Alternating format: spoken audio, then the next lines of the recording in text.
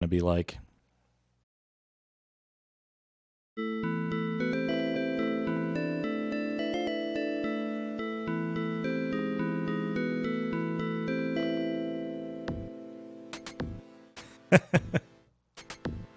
Pretty much.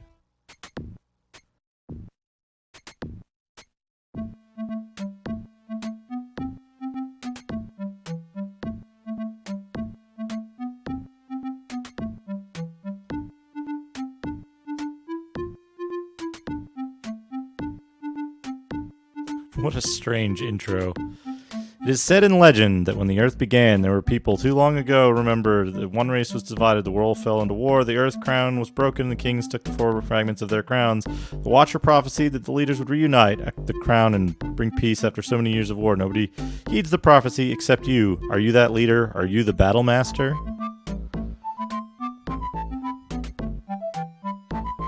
Yeah, so this is the game. This is how fast it runs.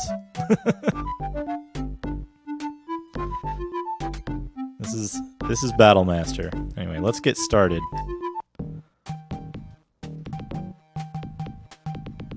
Other options, melee, missile, options, game over sequence on, of course. Monitor mode, television mode. What on earth? I don't know what the difference between those two are, but it looks like it changed the colors a little bit. I love the music in this game, and like nobody knows who the composer was for this. Only the Genesis version has this music as well. Anyway, we're going to start a new game. And so this game gives you the choice of choosing Thief, Warrior, Wizard, or Merchant. And you can choose between Human, Elven, Dwarven, or Orc. And these affect quite a lot of things in the game because it affects what stages you can buy characters in, and it affects certain stuff about your character. So like the merchant starts with more money, and they spend less. Wizards start with a wand instead of a bow. Warriors start with a little bit more blue bar, and thieves start kind of the same as merchant, except thieves start with one extra troop. And so there's all these different options. Each one has a separate portrait, which I think is cool. They got that guy. But we're going to start as the Orc Warrior, which is... the Orc Warrior is one of the most disadvantageous starts, but long-term, probably the most powerful character in the game.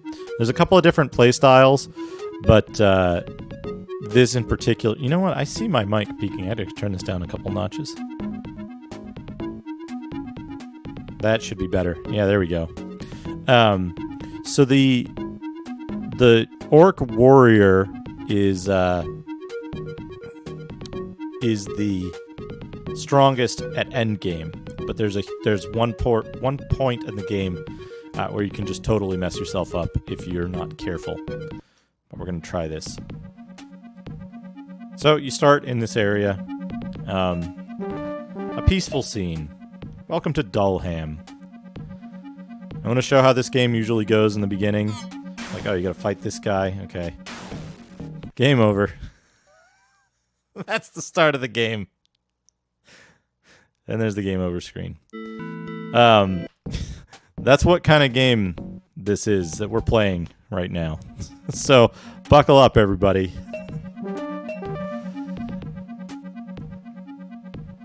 So, I have played this game before. I think I beat like the first chapter. I haven't gotten that far into the game. One problem with this game is that its pathfinding is incredibly inefficient. So like,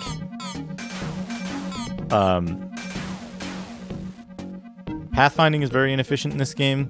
So the more enemies there are in a level, the slower the game runs. Bottle. You get a bottle. So as a warrior, we start with no gold and no troops.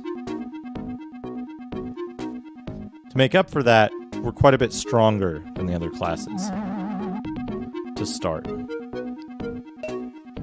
we got an apple.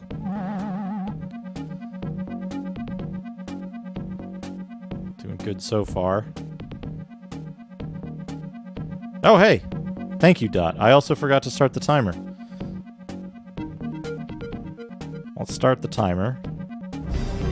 I think I'm being followed. Let's change the title. What could they want from me? Mania Retro, thank you for the follow. Hold on, I need to get the... I wonder how OBS will handle this. Oh, it copies fire from there. That's not good. I need to copy it from elsewhere.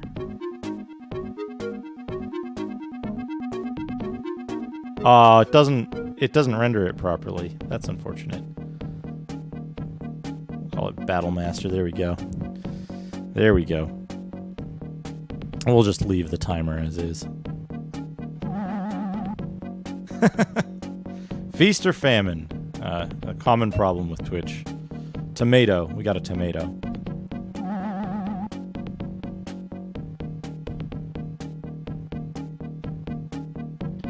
You'll see in the bottom right there's a map that shows where the enemies are and where the enemy commanders are, which is good. We got an old iron key.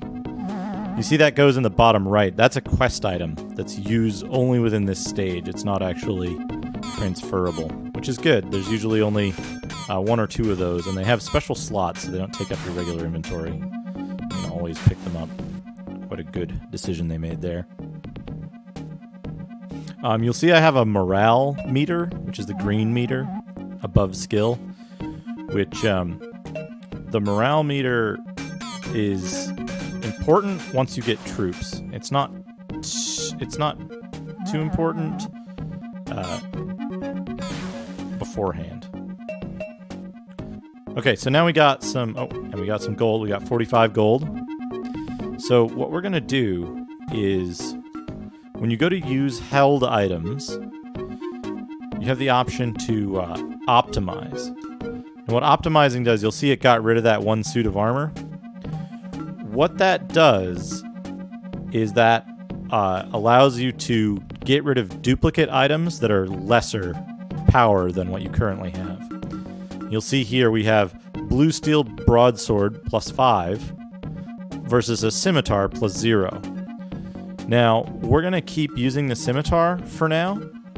Even though it's got the plus, the blue steel broadsword might be less effective against certain enemies. And the way this works is everything in the game has an armor type and a weapon type. Literally everything. Okay, since we beat everybody there, we can now travel. And we're going to want to figure out where we want to go next. So we'll go to Doran's Delve, which is a dwarf city. Now what we can do at the start, how do we do this? I guess maybe you can't when you're the orcs. Onslaught, that's a game. That is extant. Okay, so this map I kind of know. There's a thing we can do, which is basically over here. There's a treasure chest. Oh, there's a trick. Forgot about that. You have to go close by the cave. But fortunately, this game lets you try the current location again very easily. Easy to continue. You only get passwords when you cross a point of no return at the oi, keep your hands off, and it shoots when you go close. We can get through. We can get through without dying, and then we can eat a bunch of stuff to recover our health, which is fine.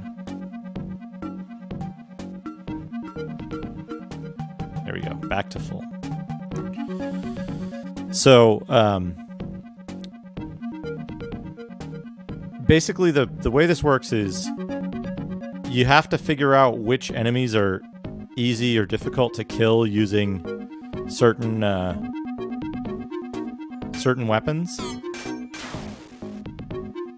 So these guys die really easily with the scimitar. Right, so we're just going to dodge their attacks.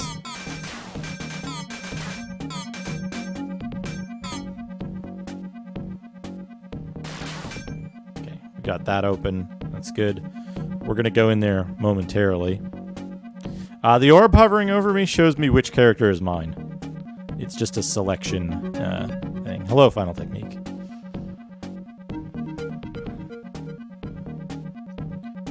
And so sometimes there's like hidden doors and stuff in these areas. Like you see that that thing opened up on the side there. You sometimes have to search for them by like bumping into stuff. Hey, Boot Blacking, welcome.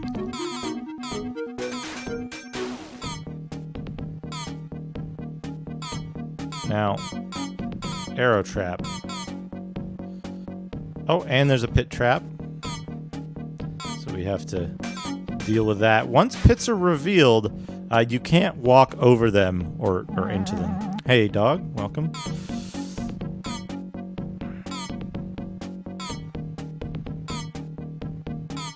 There's a lever here. You can hit the lever and open the door.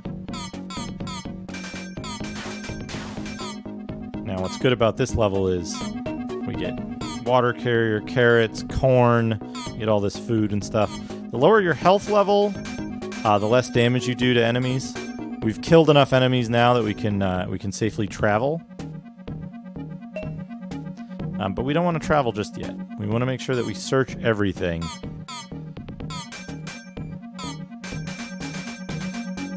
This seems to be some kind of boss fellow. We've beaten him. So we want to make sure that we get everything from each level as much as we can. Because the more stuff you get, the more stuff you have later in the game. So that was a secret door. Money, chainmail armor, battle axe. So again, we're going to go optimize, and it gives us whichever chainmail, because they're all chainmails. They all have the same sprite, so they are the same item. And so anything that has the same sprite, the higher plus value gets saved, and anything else gets thrown away. You can always optimize safely, because it'll never throw away anything that has any different, anything that's not strictly better, it won't throw away. I mean, it'll throw away only things that are strictly worse than stuff you already have. So, for example, this the battle axe, it's +0, but it's got an axe sprite, so it might work against certain enemies better. Corn gives 40. We'll eat the water carrier. We'll eat the bottle, and that'll put us back to like full health, basically. Okay, so travel map. We can now go to Axehead Hill, but we're not going to. We can go back to Dullham. Because we already cleared this area, we can just travel away. We're going to go to Brightleaf. Now, the way I'm doing this, I'm trying to get the maximum money that I can before the first time that I go to the orc-controlled zone. Okay, so we have Parlay now. So if we choose Parlay, it shows us what items are in this area and how much it costs to buy Safe Passage. So if we buy Safe Passage, we can avoid going through the area and fighting the enemies. You can only parlay before you pick up an item or okay, we got teleported.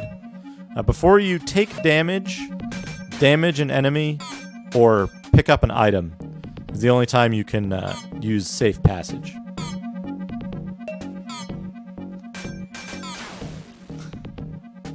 This game moves about as quickly as Law School as well. So we killed all the guys. We can travel now. However, we want to make sure we pick up the wand, the shovel. The hills weaken roots, it says. what? Why didn't I get... Okay. Tree Rooter's Spade. So we got the spade.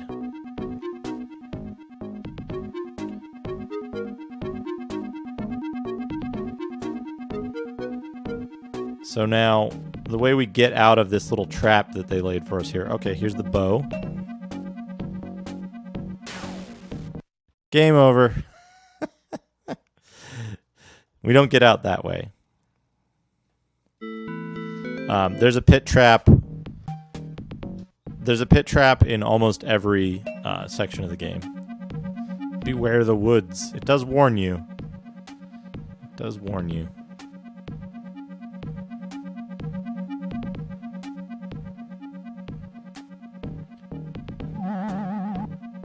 But yeah, basically, we want to teleport in. Dig up the hill tree, it says. Okay.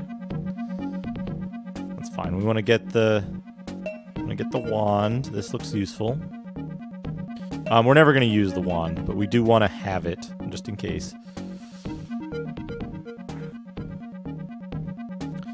The way the calculation works for wands, your chance to hit, if you're not a wizard, it's like 1/40th of the wizard's chance to hit with a wand. And the chance to hit is the most important thing, because you can just bang on an enemy forever and not do any damage if you have a low chance to hit. Nasty tree killer.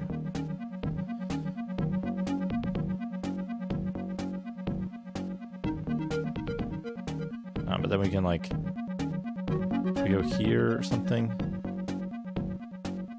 I think there's a way into this section, but I'm not certain. Ideally, I think, because it doesn't show you gold on the parlay screen, so we know we have all of the items that were offered for sale. But there might be additional things if we use this, if we look around somewhere. So we have to look to see if there's a way into that. Yeah, here we go. An underground section. Small glowing rock. Okay, there we go. Now we have to wander around some pits. Love the music in this game, though. I think the music is excellent. Which is good, because there are not very many tracks.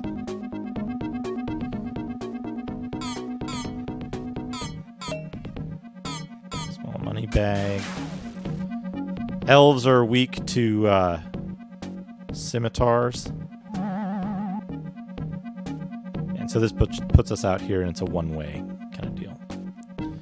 But I think we got everything here. So we're going to go to the Lonely Isle.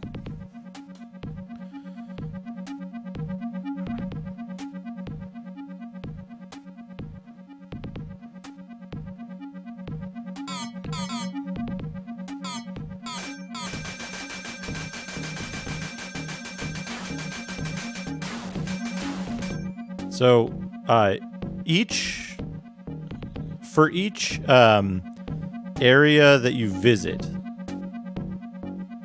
you get an increase in your skill, which is the blue bar. And you get that regardless of how you leave the area. Upon leaving for the first time, you get a skill increase. So, the more places you visit, you don't have to visit all of the levels in a given zone. You can skip some, but the more levels you visit, the stronger you'll be, because your skill bar is what determines your overall attack or attack chances. So your chance of hitting, your chance of doing higher damage. So when you play, especially, so the warrior starts with a little bit more skill, which applies to both the warrior and his troops. And then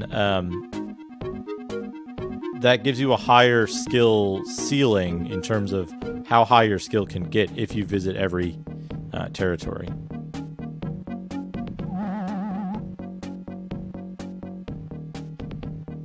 Hey, Kuiper Frog, welcome. So we got a longbow now. Pile of coins.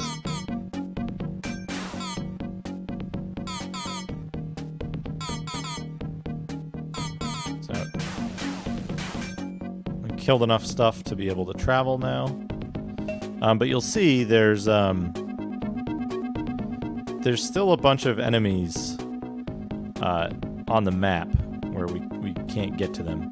Basically, the map has two sections. There's one section for indoors and one section for outdoors. Sometimes a map will have more than two segments, but in this case, I think it's only two.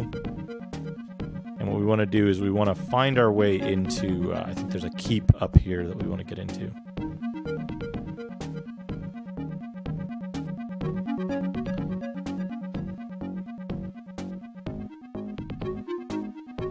It's just a house, I guess. Just a regular house. We go in the house. We'll find another elven chain shirt. And so each of these things is described differently, right? Like if we look at our inventory, eat this elven ale. So elven chain shirt +5 or chainmail +0. What we'll do is optimize. Now we're wearing the elven chain shirt, but it got rid of the chainmail. Because the chainmail is effectively identical because it uses the same exact sprite. That's the only thing that makes a difference in the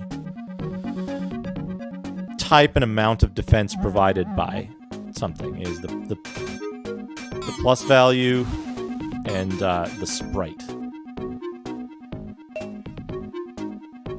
Elven ale. This isn't a magic mirror like the other one.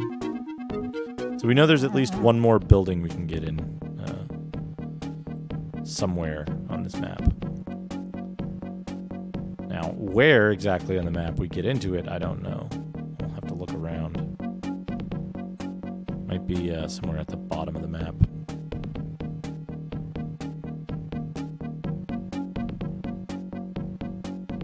Let's eat that elven ale as well. Now you'll notice we have the crossbow and a longbow and a short bow, presumably. So those all have different attack profiles.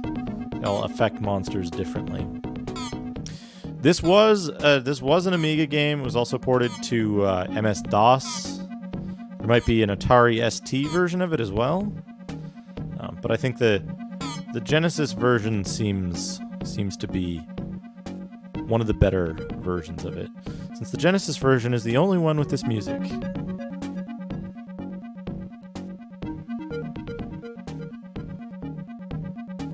I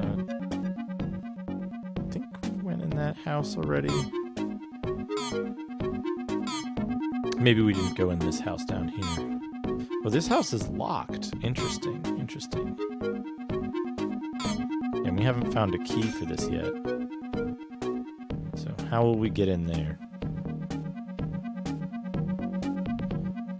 Almost everything in this game is handled via like positional triggers. So there isn't really like interaction buttons or anything else you do to interact with stuff other than killing enemies and holding items and colliding with triggers on the map. Sometimes you can bypass some of the intended methods of going through places because you can clip through walls in the corners. Okay, so we didn't get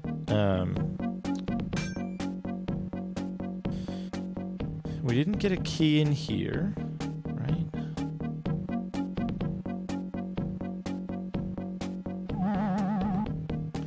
There's,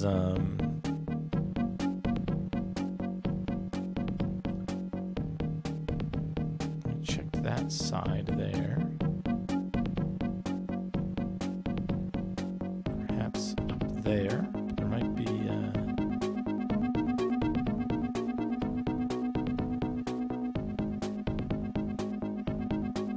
or if there's maybe a key hidden somewhere over here or something. Sometimes it'll give you clues as well if you like walk on a certain spot or walk within a certain distance of some things.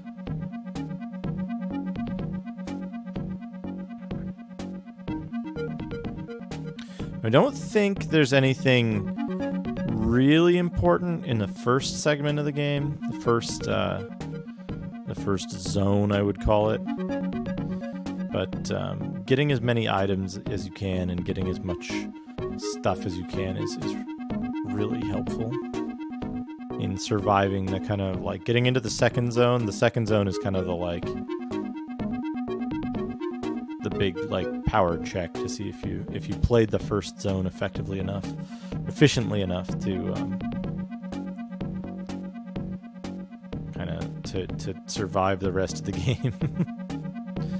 So it's possible to get yourself kind of stuck early in the second area if you don't get everything.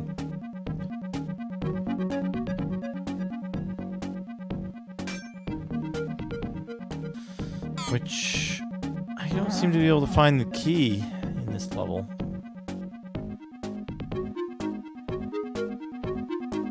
Presumably there's a key that opens the one locked door area. I haven't seen it yet. I don't usually hide stuff behind other stuff. So it must be somewhere that I just like overlooked. Like there's no key here. Can't really get out of the thing here. This it's very strange. When you're playing with one character, as I am now, it's pretty good. And when you're playing on maps with fewer enemies, it becomes a bit different later on. Mainly, the big difference is the frame rate gets lower, and you have a bunch of troops following you around, which you kind of can't you can't control very easily. So that's the big thing there. But I definitely agree. This is a did that say something?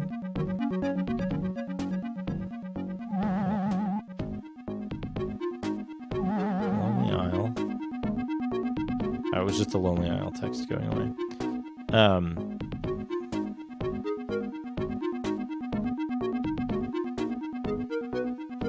But definitely, this game doesn't feel as meaty as a lot of other Genesis ports from the Amiga were. All right, I'm just gonna skip whatever this item is because I can't find the fucking key. I can't be bothered to look it up. But you can see, like here, we can go all kinds of different places, but we're going to go back now that we have, like, pretty much the maximum amount of money we're going to get in this segment of the thing. So we're going to go to Axe Head Hill. We're going to parlay, and what they offer here is extra troops. You can see they also have Orcish Leather and Orcish Wand. We could buy Safe Passage for 20. But what we're going to do is we're going to buy the extra troops, exit parlay, and buy the extra troops again. So now, it all seems quiet. Too quiet. So now we have a bunch of dudes following us around. Well, kind of following us around. So, column formation, lead from the front. Now, something the game doesn't tell you at all is that the formations have a tremendous impact on your combat ability. Being alone reduces your combat ability by something like 30%. Being in a few of the formations reduces your combat effectiveness by like 25%. Being in column formation increases it by 50%. So now most enemies are going to die in one hit. Whoops, I'm going to die. They got me. It's got to happen like once a level, basically. Once every 2 levels.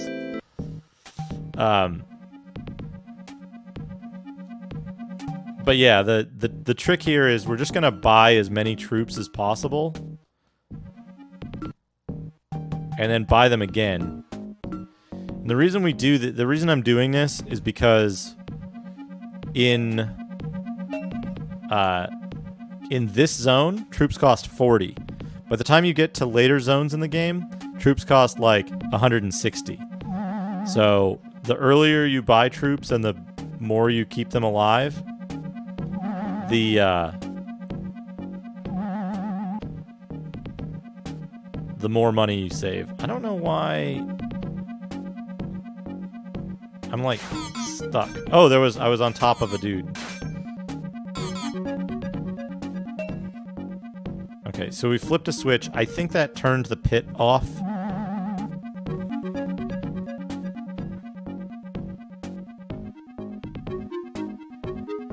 Now, the good news is that it kind of doesn't matter what our troops do. We just need them to exist. And we'll be good. Because they, just by existing, they give us a 50% bonus to damage. Alright, let's see if we die in the pit. We don't die in the pit. Perfect. There's a fireball. So each of your troops has a separate like life power, but you only get the one bar that tells you the total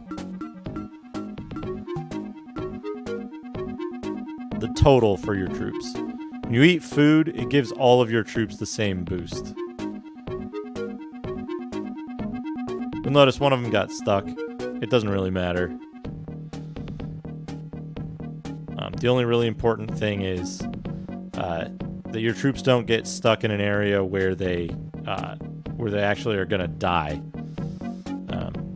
That's the key thing to avoid is your troops dying. Or you dying.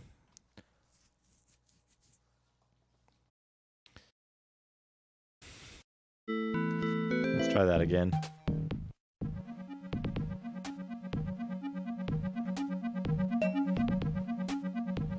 Something I do want to check. So some of these things, some of these mountains have like secret passages in them because the base of the mountain's only like half of its height. And then the other half of it you can walk behind. So they just repasted those types of mountains in many locations. But sometimes they have areas that you actually want to go into. Sometimes they don't.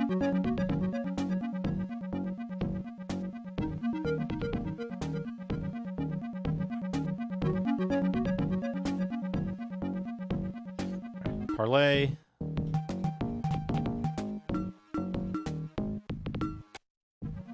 Now, really what we want here is, do I have money? I have 10 GP. Perfect. Really what we want here is that leather armor. The leather armor... the leather armor will, The leather armor will be useful against certain types of enemies. So, I believe it's like lightning. The leather armor is very strong against lightning compared to the chainmail. Something like that.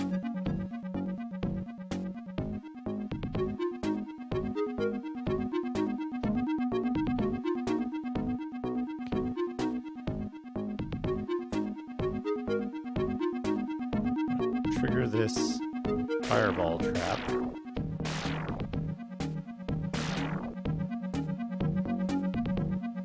Get everybody out of the way. Okay, there we go. We lost one. He's wandering around. That's fine. Now I want to see if we can get past this this little trick with the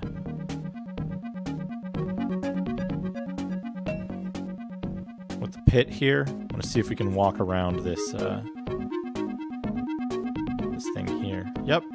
Look at that.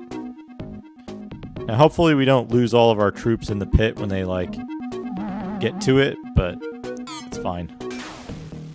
We can still basically kill everything in one shot just on our own. We just want the troops to not like accidentally die somewhere. I don't know if your troops can actually trigger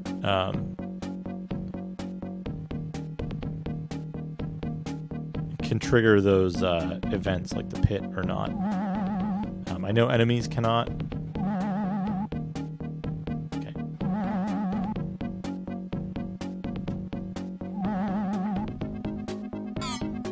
Found a secret. Puts us in this thing with a bunch of spiders, I guess. Something like that. So we got 90 gold worth of treasure.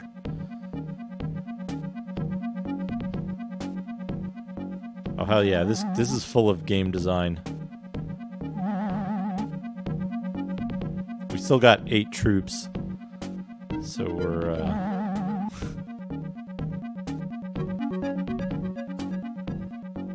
in good shape.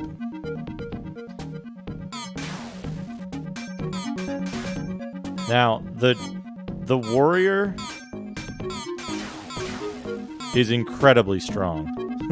like when you start this as the warrior, you've got like a major advantage over every other class because you have that huge like skill bonus right at the start, and that makes a very big difference in like,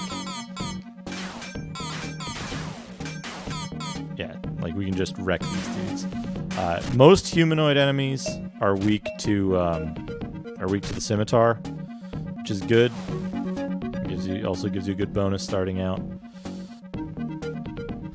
Basically, if you attack an enemy a couple of times and they don't die instantly, you want to switch weapons to see if they're weak to another different type of weapon. All right, so we're good here. We got the treasure, we got all the food, we got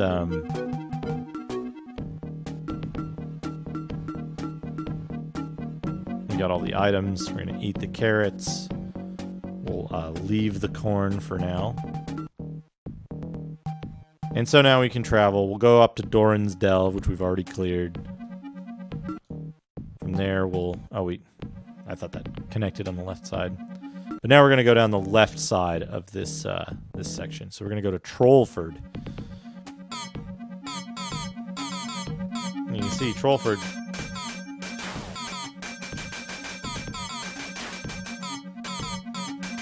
We got these dragonflies. We got the big troll. Okay, we did well. We did well here. Haven't had to change our weapon yet. The column formation is the most defensible, and the wedge formation is the best offense. So, column is the second best offense. So, If you switch your formation, you can end up like really messing up your.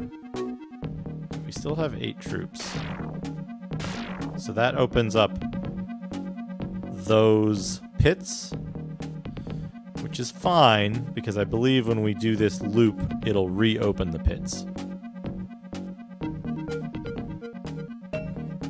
We have to do this loop to get the key. One-way traffic, it says.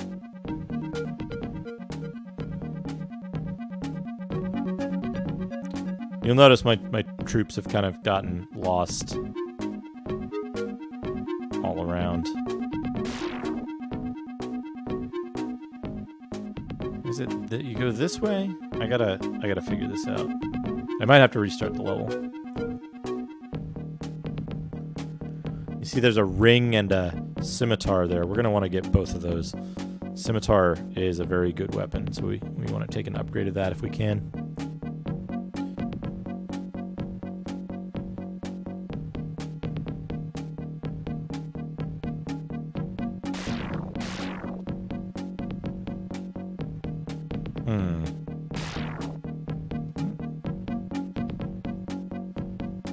Enough for me.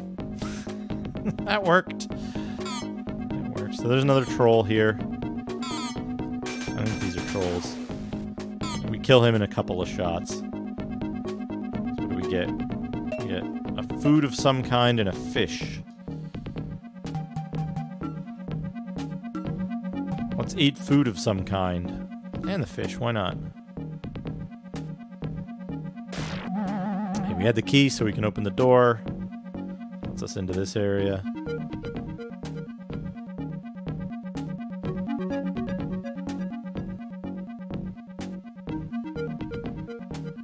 And then there's a little ladder here, which brings us into the main thing where you get gold, an orcish scimitar, and a lesser shield ring.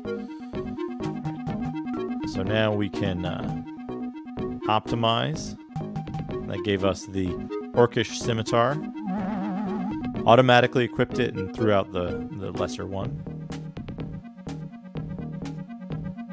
And we're up to 190 gold. So the next time we get to an orc level, we'll be able to buy a number of new troops. I think the maximum troops you can have is 15, I want to say, for a total of 16 units, including your main guy.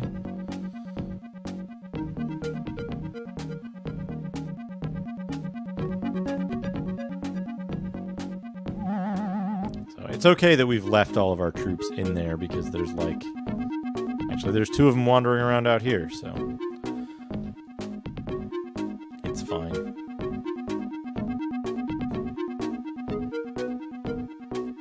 I think we've killed everything in this map already anyway. So we just need to make sure that there's nothing... They didn't leave an item out in the woods or something like that. And then we'll be good to travel. Yeah, we're good. So now we can travel. It collects your troops from everywhere, so that's good. We're going to Ironhome now. We're gonna fight some dwarves.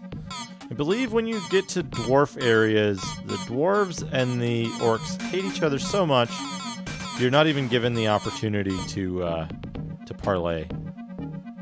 Normally you can parlay and buy safe passage, but like in this case, you can't. But that's okay because we can kill dwarves just as easily as anything else. And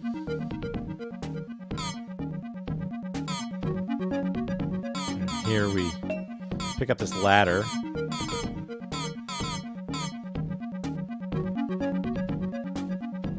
We need to look for a way to get over the walls.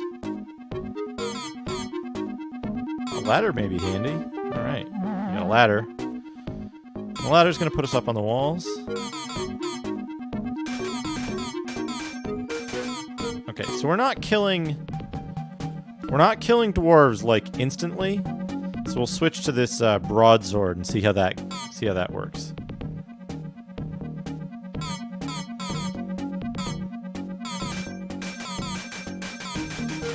Not working great. So we'll switch to the axe.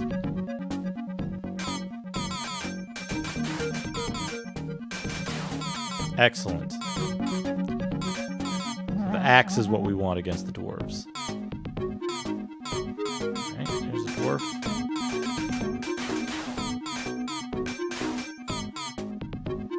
The same applies to missile weapons, but I don't really remember which missile weapons are good against which enemies. And missile weapons do kind of crappy damage anyway, unless you're like... Okay, I see. Missile weapons do crappy damage anyway, unless you're fighting an enemy that's like... that can't retaliate, that you can shoot at from long distance.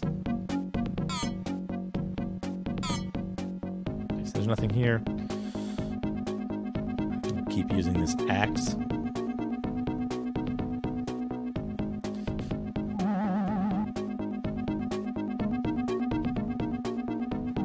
Our little troops following us. It's interesting, this game kind of feels a little bit like a really weird... like, not an RTS, but like... kinda? I don't know. The like troop management stuff and all that is very interesting. 50 gold from this oddly nice bedroom in the little castle here. Now the way the green meter works, the morale meter,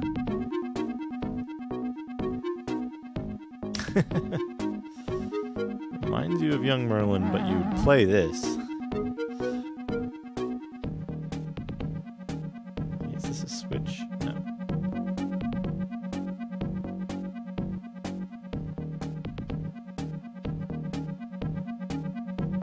Now, if I remember correctly, this area might have some, like, ghosts in it? Yeah, it has ghosts.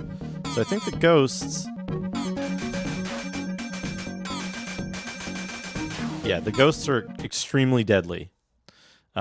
Mainly because we didn't have the correct armor or weapon type to fight them right off the bat.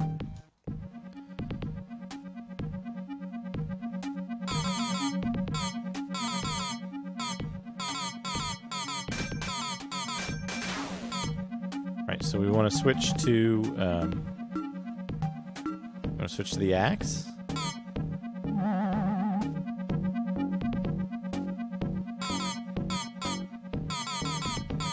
Grab the ladder.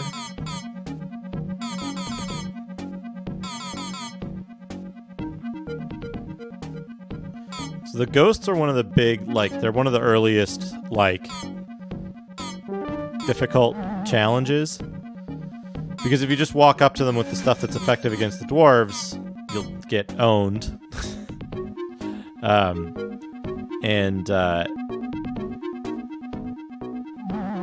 You don't realize that until, like...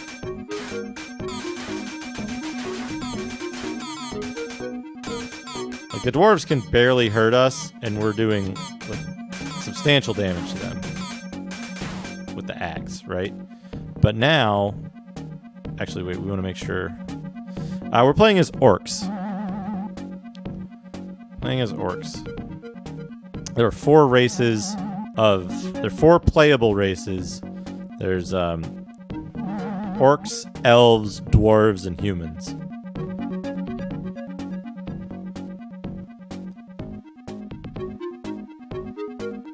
But yeah, the orcs are... the orc warrior is... like, starts with the highest skill level. And a very good weapon. There's the entrance. But there are some drawbacks to the orcs. Namely, there's fewer orc territories in the game, so you have fewer opportunities to buy... you have fewer opportunities to buy troops. Especially towards the end of the game, which can be difficult if you lose all your troops in a stage prior to that.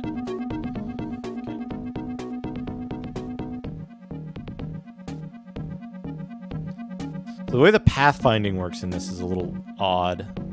Ooks. Yeah, the ooks. The way the pathfinding works is a little odd in that your troops will try to navigate to their position in formation. What do we got? We got a scimitar plus 10. So you can see we've got the orcish scimitar plus 5 and the scimitar plus 10. Which one's better?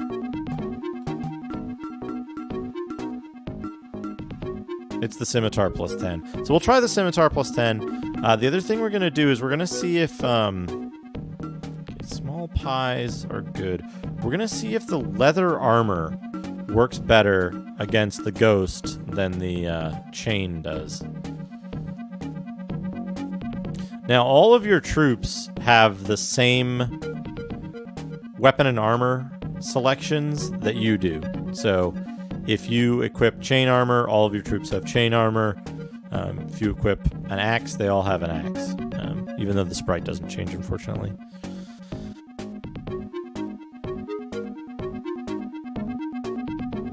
Alright, so now we're going to go back to where those ghosts were. We're going to see if we can do a little better.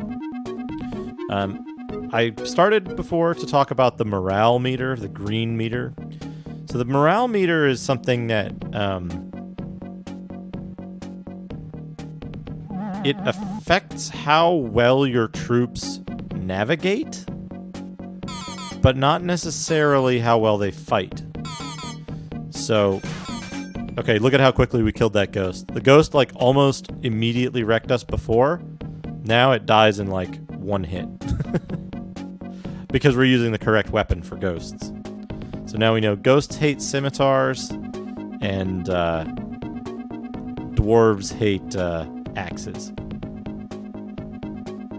So now that we know that, we'll take less damage and we'll win fights faster.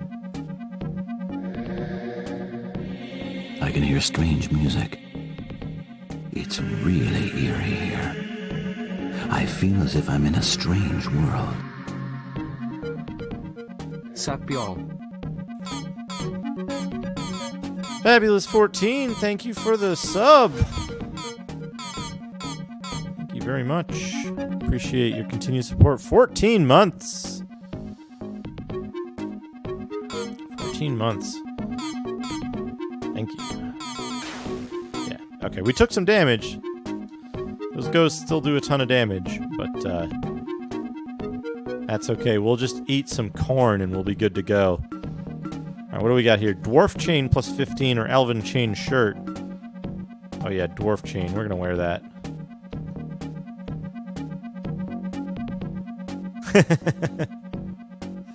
Yes, that's right. Fabulous 14 months. Okay, we got the chain, we got the scimitar. I think we're good to go here. Oh, we got a huge thing of gold, too. We got like 90 gold or something, or 50 gold. Alright. Let's travel. Yeah, we can go to Maggot's Pit. So we'll go to Maggot's Pit. And we're going to parlay here. We're going to look at what they have. We've got the Orcish Battle Blade, Orcish Leather Armor, Skirmisher's Wand, and like a bunch of other food stuff. But what we really want here, you'll notice troops are up to 80 gold apiece. So we're going to buy 3 troops, and that's it. That's it. Not so Grand Canyon? Question mark? But so since we use all of our money, we can't buy safe passage, we'll have to fight these guys. Good thing they're fucking pushovers. And our morale goes up through the roof for winning so many fights. Grab that bottle. Now there should be more dudes down here to fight. Yep. This is the difference the formation can make. but we're stronger because we're using the correct weapon against them. And I don't know what they were using, clubs or some shit.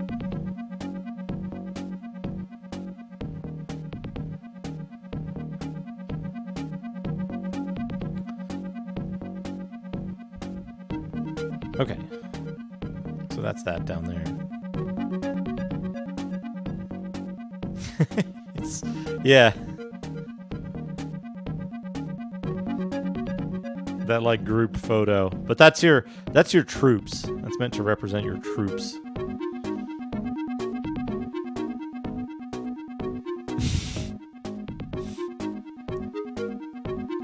Alright, is this the kind of thing we can walk through? Yeah, so this is where it's one of those areas where you just walk through the mountains.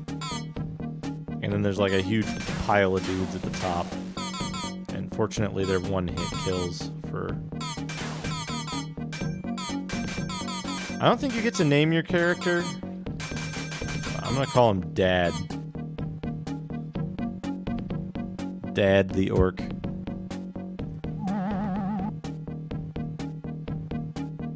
Alright, are we gonna run into a pit that kills us instantly?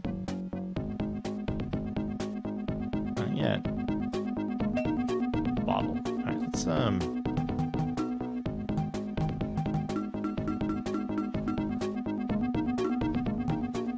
eat these bottles. Oh, this corn is only worth 10, so we're gonna eat that one as well. There's another corn that's worth 40, so 40 is like pretty good.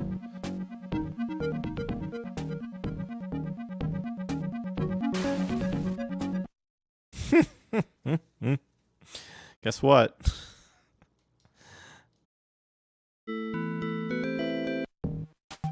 Try current location again. Parlay. Buy 3 troops. Not so Grand Canyon. So you see, these guys are in wedge formation. And we won handily.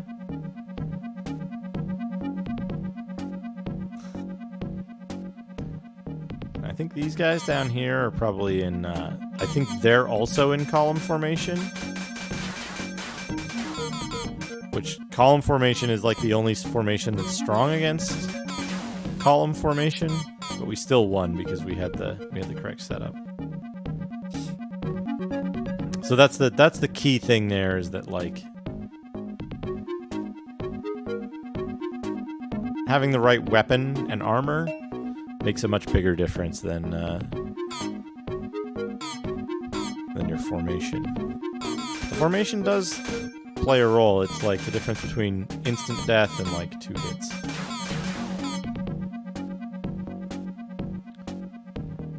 Alright.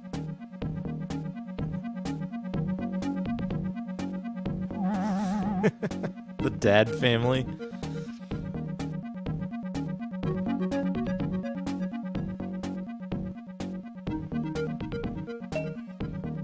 So the top zone is not viable. So let's go around the bottom zone. Look at that meal they're having of salad and pig's head. Got the orcish leather armor plus 10. We'll optimize that out.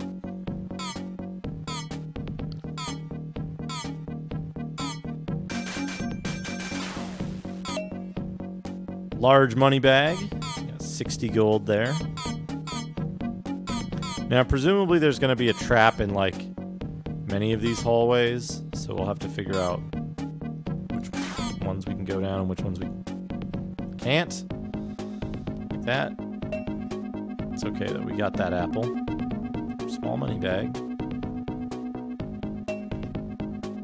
45 gold in that one.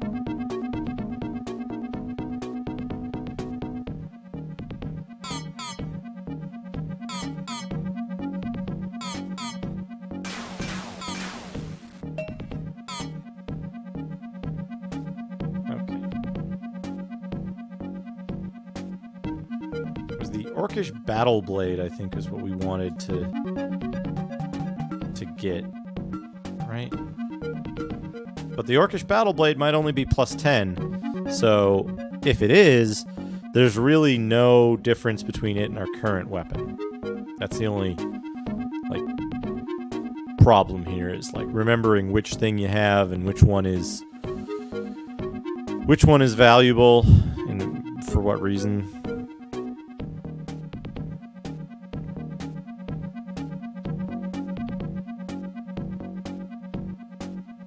And then, of course, there's the time investment of, like, you can see there's, like, pits opening behind me as I walk through here. Hey, Solid Snack, how are you? Playing some Battle Master here. Here's the Skirmisher Wand.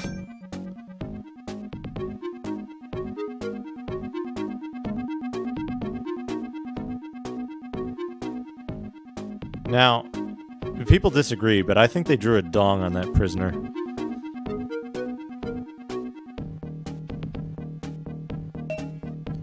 Pile of coins. Okay, I think this is the last way that I haven't gone. Yeah, here we go. Orcish Battle Blade. How much was that? Plus 10. So if we optimize, I don't even know which one we're using now. But we can eat this bottle. We can eat the bad corn.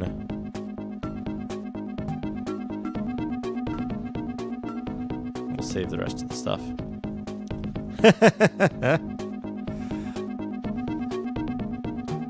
And then we can travel.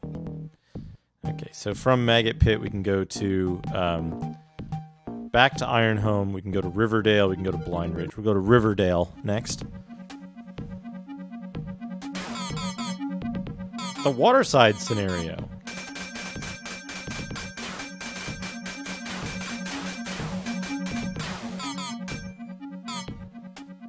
Okay, so these enemies aren't dying instantly. Let's try switching to the axe.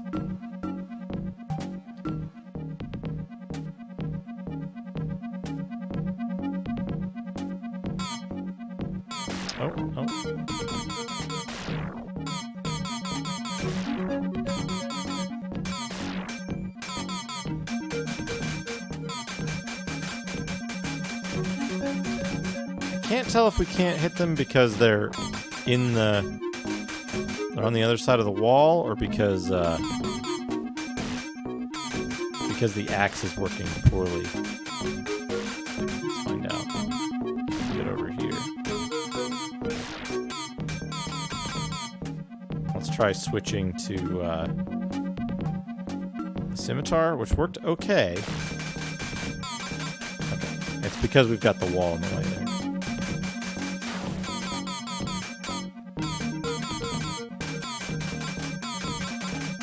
I'm not going to take that teleporter just yet. Okay, so now let's try these guys with the axe. Axe works less well on these guys.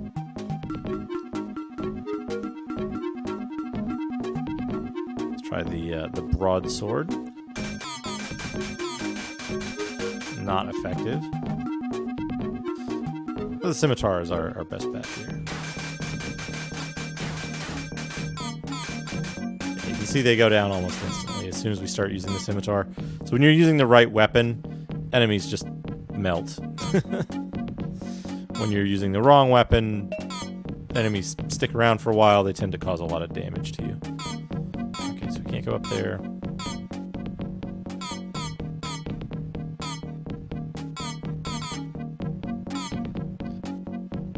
Troops are kind of wandering off.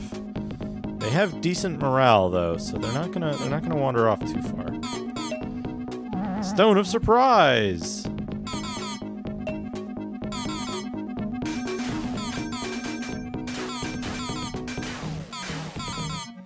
Alright. We killed most of the enemies here. So we're in good shape. But what we really want is we want this key. The key to that keep down there. Spike key. Now, the difficulty is there is a hidden teleporter somewhere over here that we need to find that will take us back. There we go. And so the random hidden teleporter takes you back here. Often a lot of your troops will get confused and stuck on the other side of the river. But we'll...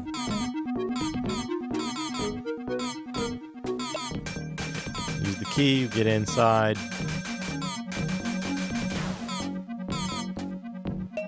Get a black steel broadsword instead of the blue steel. A money chest with 150 gold in it, which is really good.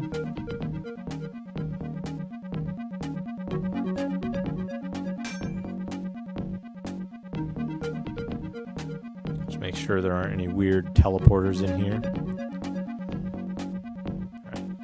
Now, I see that there's what looks like an enemy on the other side of the river. So we're going to go back there and just make sure we've cleared that out and got the last items up there. Top center.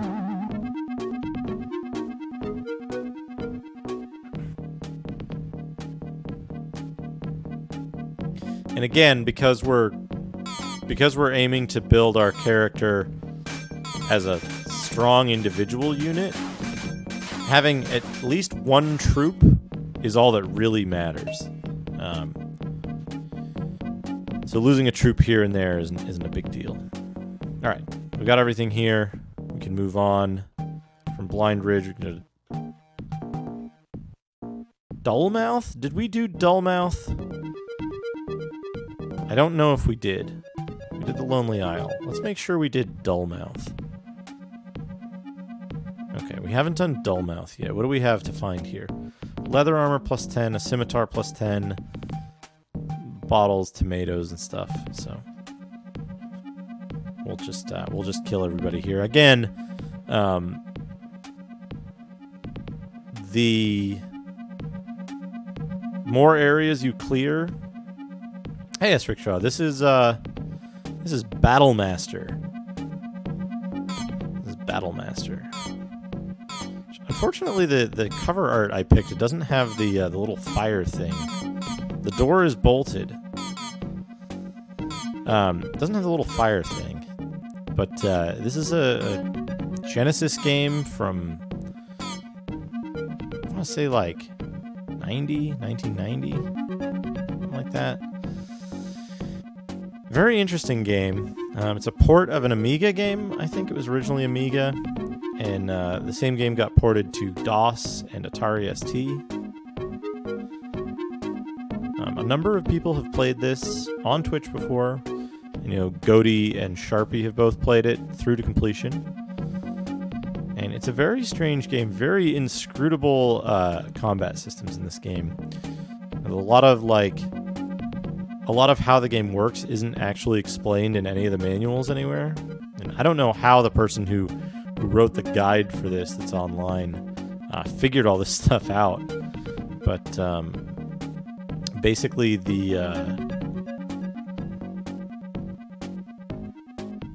there's like a pretty deep like adversarial system in terms of like which weapons work against which types of armor and how you like engage in combat and all the stuff that matters. It's very, very strange. Very deep systems, but none of them are explained anywhere. So it just looks like on the surface when you play it, the game just seems arbitrarily difficult, and you never know why like one enemy kills you almost instantly and another enemy dies almost instantly. But a lot of it is down to using a different weapon or using a different type of armor. A lot of the areas have these little side quests where like we're able to use that. We're able to go in this area because we had a shovel. We picked up a shovel, so we were able to dig a hole. And then we're tunneling underneath, and we're going to go inside this building. In the tunnel underneath.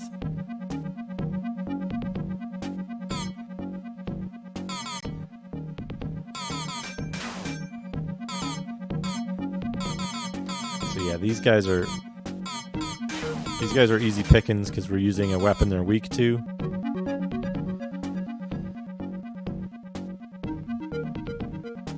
I should eat some of my lesser valued food, huh?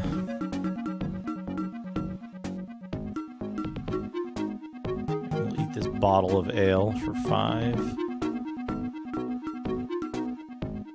The rest of that's probably pretty good. For each area that you complete, for each level you complete, your character gains skill, and then the skill value changes like how likely you are to hit, which is a huge... It increases your attack and defense, basically. And so, like, having a higher skill can, like, make or break a lot of the encounters in the game. A bottle for 10, a tomato for 15. We'll probably eat those right as soon as we kill this guy. The one major flaw this game has is the AI, the path movement AI for your troops is really bad, and it's really inefficient, so it can slow the game down when many units are trying to path at once. You can see, like, trying to walk through a doorway, everybody gets kind of confused. And then they're going to be stuck in that room, like, until I travel to another zone. But, there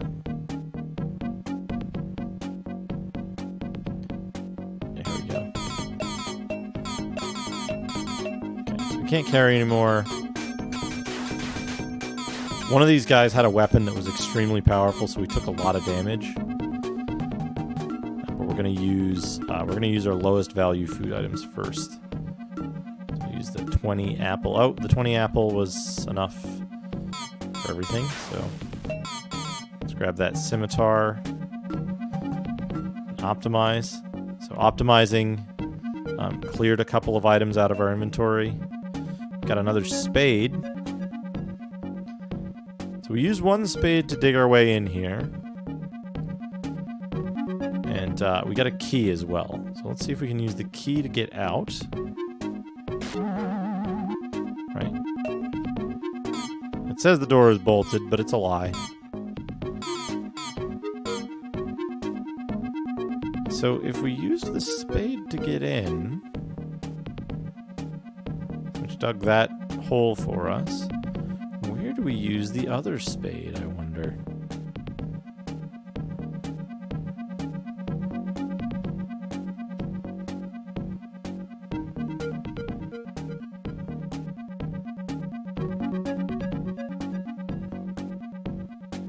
What?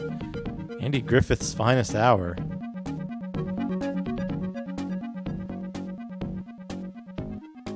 Ah. Yes. Mattock.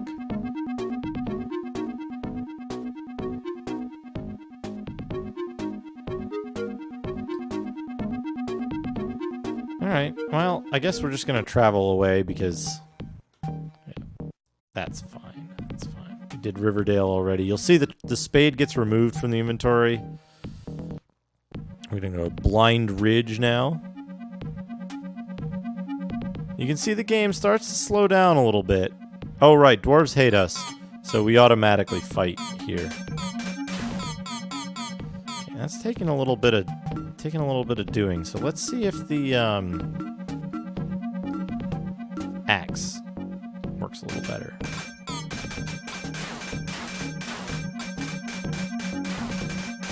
Yeah, the axe is working pretty well.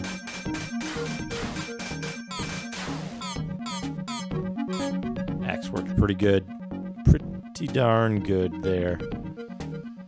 Alright, so this is a modestly sized outdoor area. It's not too big.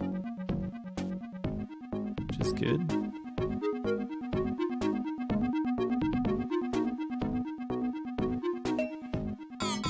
Find the hidden cave. Gives you little tips as you wander around.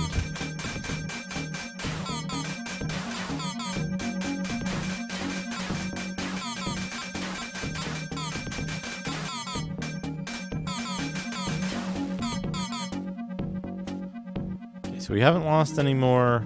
We haven't lost any more troops. Okay, So it wants us to find the hidden cave, so I'm going to assume that that's just a trap if we go in the really obvious cave.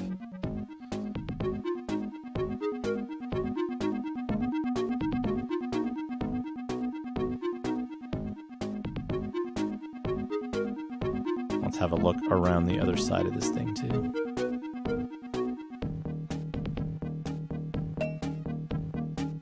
Honestly, I'm flabbergasted that as many of my troops made it across that bridge as they did.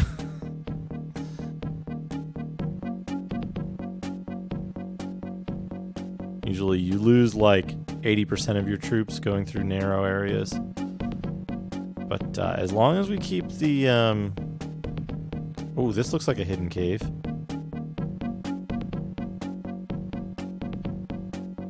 But I can't get in it.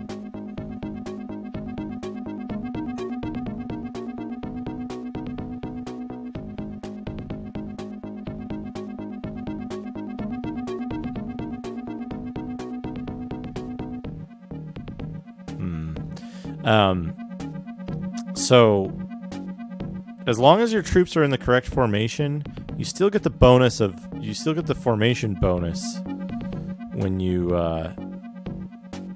fight. So like it kind of doesn't matter what your troops do as long as one of them's alive somewhere. But it does help kill stuff quicker, and the stuff that can damage you damages you usually pretty quickly. So you can save a lot of total health damage and food usage by keeping your guys healthy and with you.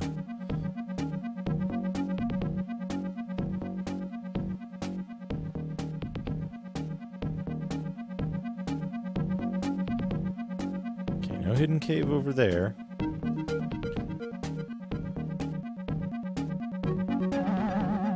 Whoops. That's the not hidden cave part.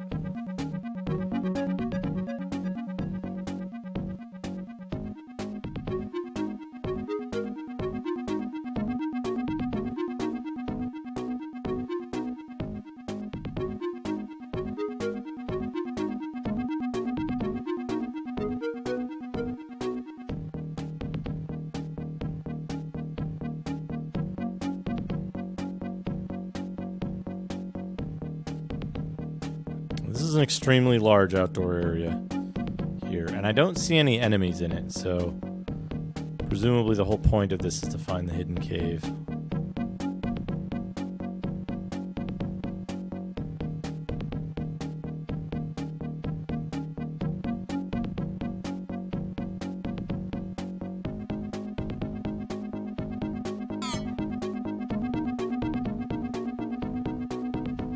Okay, that guy found a cave. Right? The music in this game is really good. I really like it.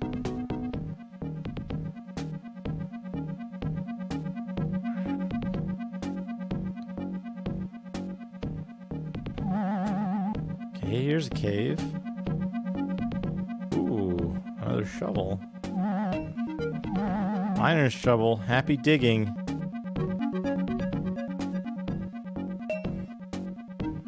Gold. Gold. Dwarves. Killed enough to travel. Look at the morale going up because we're winning the fight so easily.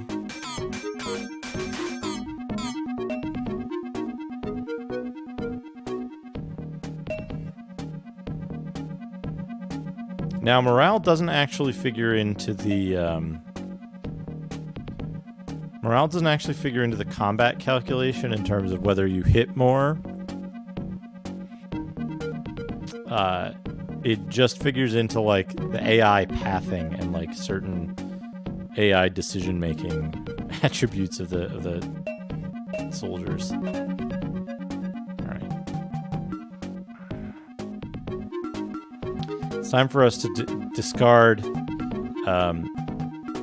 these wands that are like plus 40. They're actually like a fraction of the usefulness of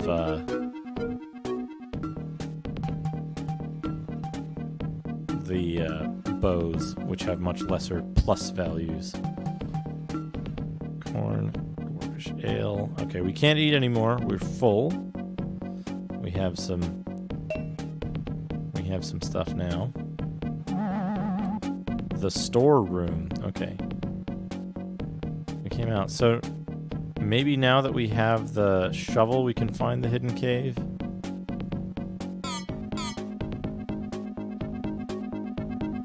Somewhere, perhaps. There we go.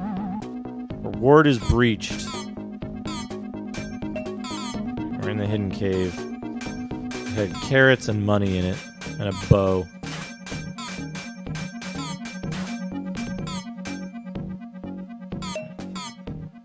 Fortunately, what is that? What is that bow called? Dwarf Nailer. Dwarf Nailer is better than our current crossbow. We'll use that. The rock face looks odd. That's weird. Is it being guarded? Alright. So we found the hidden cave. I think we found all the stuff. So now we can go to Wind Pass.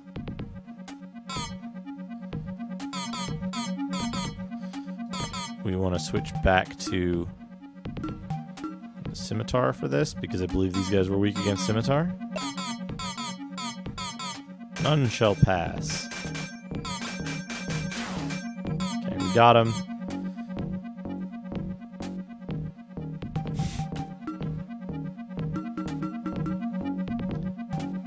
Eat the tomato. The apple. And the dwarvish ale. Now we've got a bunch of dragonflies coming up. We can kill pretty easily. This area is usually pretty deadly when you first get to it, because you don't know to switch weapons around. You might have lost more troops in the previous areas. You won't have as many healing items. So there's a lot of attrition that can happen if you don't know a lot of the systems of the game. But I do. Alright, we got some... What do we get?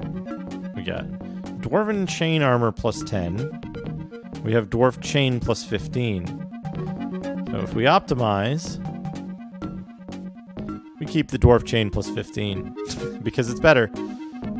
The name of the item doesn't matter, only the sprite and the plus value of it. So you can kind of end up with counterintuitive stuff here. Alright, so it should give us a clue if we stand near this, maybe. Maybe not. A stout pole. There we go. Poles are good to use as levers. Slab slides and the river is blocked. Right, and it doesn't allow us to go up there. Blocks us off. I don't know if you can die on that pit because the trigger is far enough back.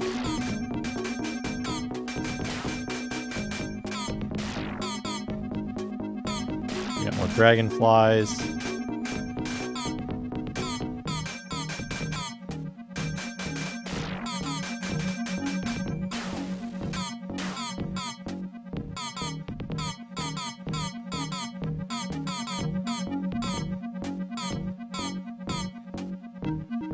And then I think up here is going to be one of the pretty flowers. What nice flowers. Again, pretty flowers are a quest item, so we don't know what they're used for yet. And here's another one of the enemies in the game that can kill you if you don't know what you're doing. These spiders. I believe, yeah, Scimitar again is a good choice against the spiders. Get some mountain apples, and the mountain apples are very good healing items. Bottle of smelly stuff. Unfortunately, we're not damaged right now, so we can't use any of these healing items.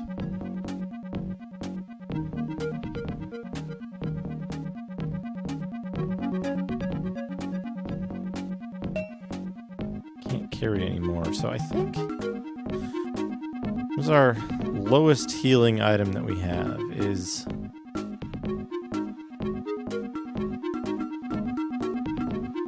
20. So the apple is either 20 or 40. Let's discard a regular apple.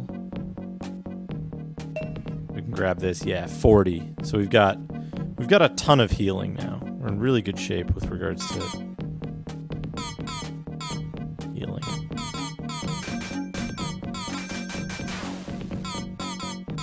There's this little secret zone. Oh! I got wiped out by that.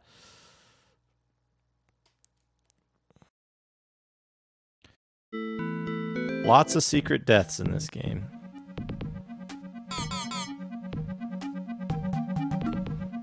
So let's see here. I think... Let's try the broadsword on this guy, because he didn't die quite as fast as I would have liked before. Okay, yeah, the broadsword works really good on him.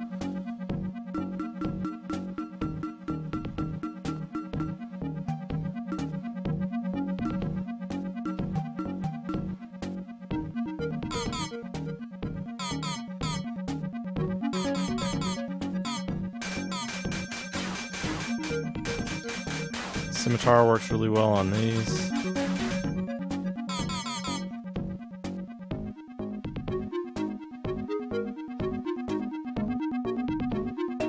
That bottle of smelly stuff, the gold, the fish.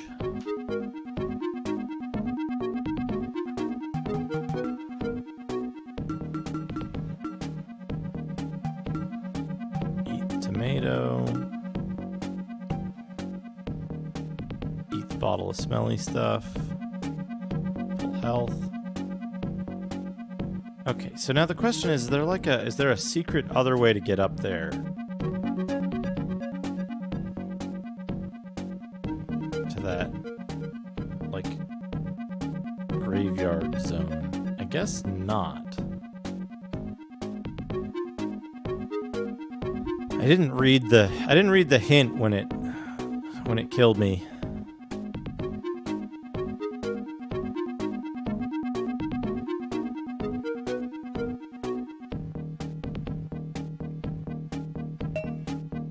Stout pole. Poles are good levers. The slab slides and the river is blocked. But I don't know if, like, that causes the... I don't know if that, like, causes the thing.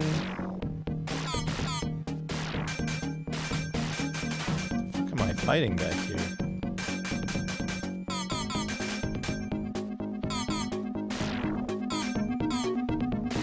You have to, like, not take the flowers or something.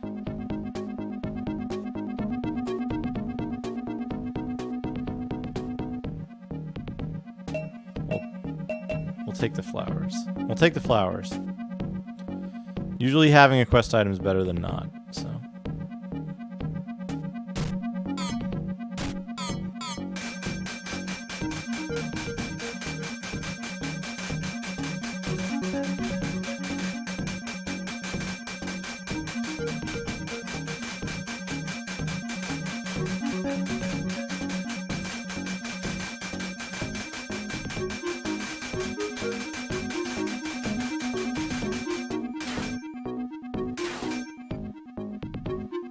Still got 11 troops. We're going to leave the mountain apples for now.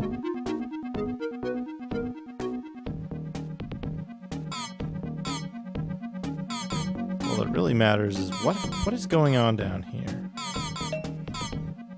Take your reward, it says.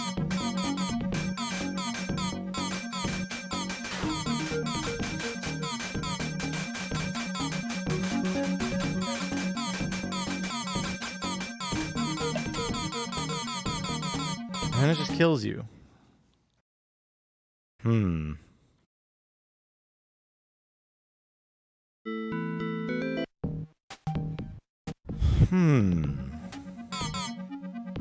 Those items have to be gettable somehow.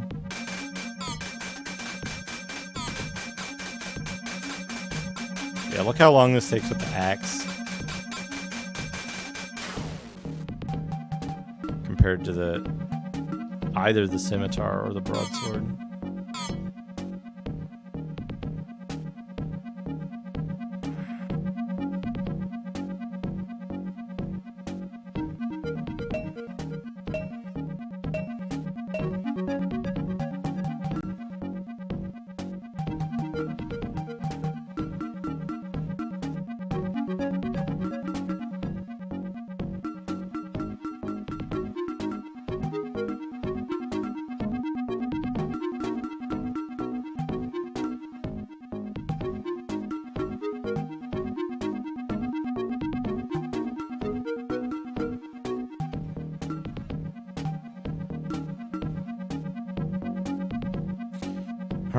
All right.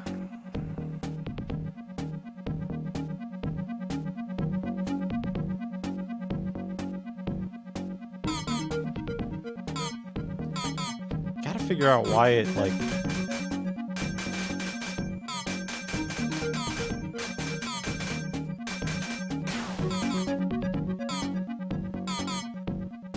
why it dumps that water on you. Are you supposed to, like... because you lose the pole after this. So you couldn't, like, push the thing back.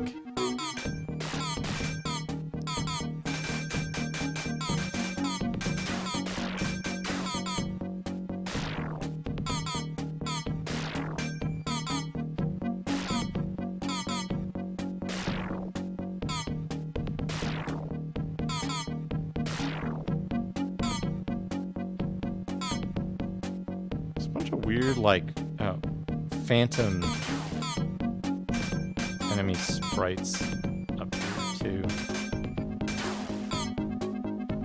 Hey, Iron Zoltan. Welcome. You just picked up some pretty flowers. What nice flowers. What is that pillar?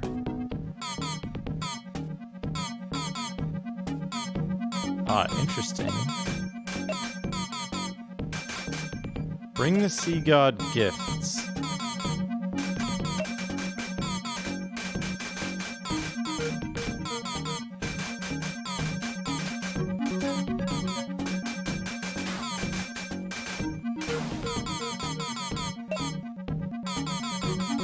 Sea god thanks you.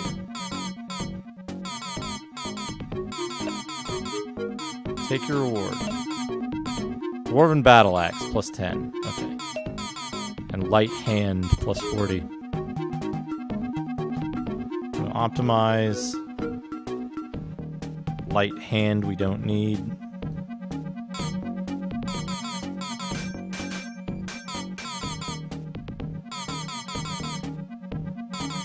I see.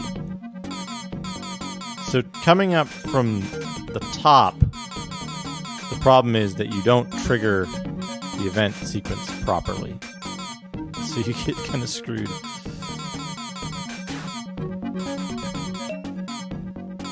Mountain apple. Those bats are shooting arrows at me. Which is kind of funny. These guys are easy.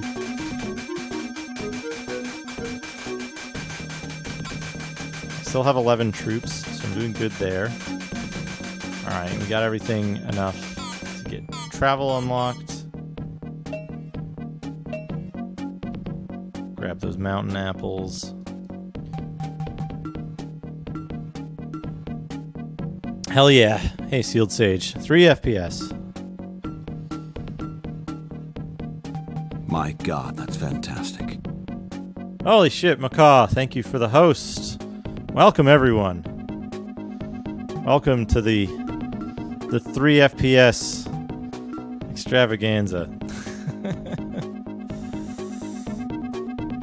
And I think I'm being followed.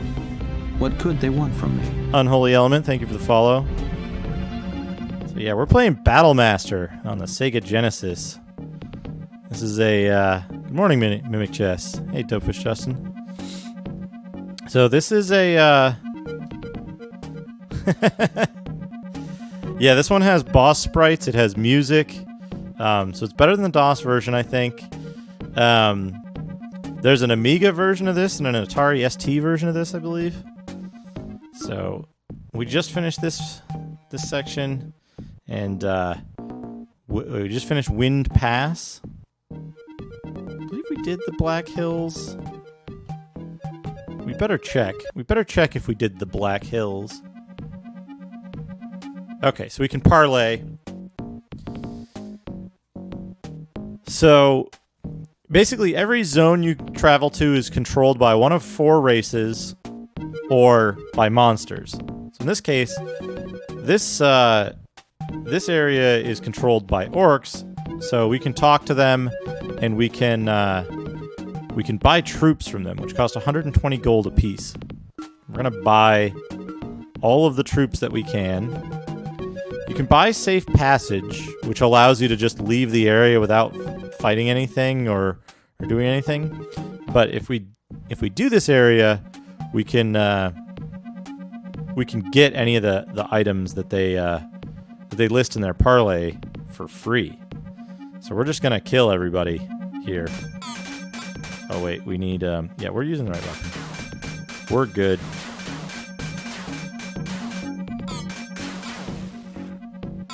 Okay, we've got 15 troops, which may or may not be the maximum.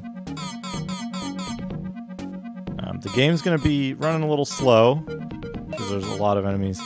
You must warship. So in order to warship, we need a special item, I believe. Actually, let me double check that. We might need to just warship as is. The bone is yours.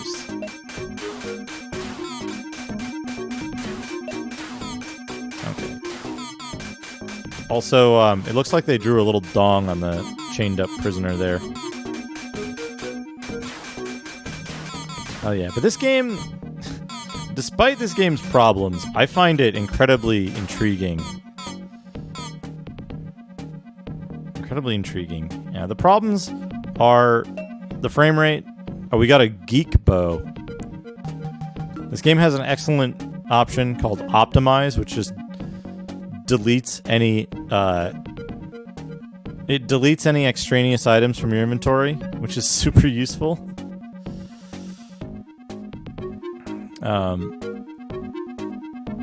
So the second problem of the game is its pathfinding. Notice, many of my troops have become stuck in this little zone here. So what we need to do is we need to get them out. We need to get them unstuck. So there's a way that we do this by changing our formation to single file. We're gonna start collecting them here, and then we're gonna tell them to go down there, and it might work. It might work. We might get some of them out. We only need a few of our troops outside of this area, though, so if we get a bunch of them out, we'll be in good shape. As long as our troops don't die, generally, we're in good shape. Yeah, so this is how you... I think I'm being followed. This is how you get your troops What out would of they want areas. from me? Aaron Pasta, thank you for the follow. Hey, so now we got most of our troops out. Your formation has a massive effect on your battle ability. Whether you have troops with you or not, or if they're nearby to you or not, your formation has a tremendous impact on how much damage you do and how much damage you take. So we need to use one of these bridges, and I forget which one. I think it's maybe this bottom one. You can just walk around the little stone at the end. Yeah, this one. The spider's lair. You just walk in.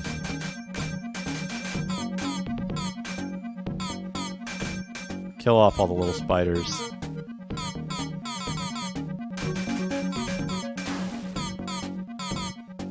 Let's grab some corn. Now here's a boss spider. We get a big boss spider here. You'll notice the boss spider did like a ton of damage all at once. We're just gonna eat some fish.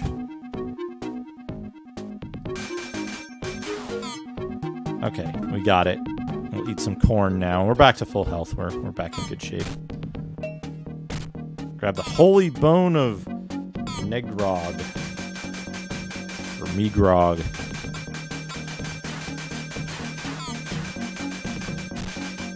But yeah, the way the pathfinding works in this game is at least predictable, so you kind of know you know what's going to happen. You know how it's going to go wrong, so you can kind of mitigate it by using the formations and by like tricking the game into placing people where you want them. What did that say? You feel a presence. So once you've killed a certain number or certain quantity of enemies on the map, you're allowed to travel away from the place. But you need to you might want to do other stuff on the map to get items or to otherwise like improve your group and get more resources. It can be a gamble though, because if you lose troops or you lose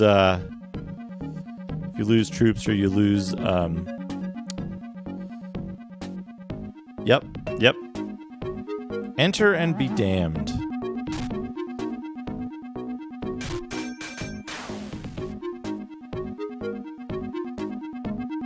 Well, I think since we have the bone... Yep, since we have the bone, we can just come in here. Orc Horde, 150 gold. So we got a ton of gold. We got this spiny elf slicer, which is the same as our scimitar. But when we optimize, we'll lose one of them. The way that this game handles, like... I think I'm being followed. What could they want from me? Belthar64, thank you for the follow. The way this game handles unique items is kind of interesting. It's basically the only thing that really matters is the only two things that matter are the sprite of the item and the plus number. The name of the item has no bearing on its power or usefulness. All right, Balmir's Glen. So this is another area we haven't gone. Basically, as we go around this area, okay, elves. We're using the elf slicer. Elves are weak to scimitars, or to the scimitar sprite, I should say.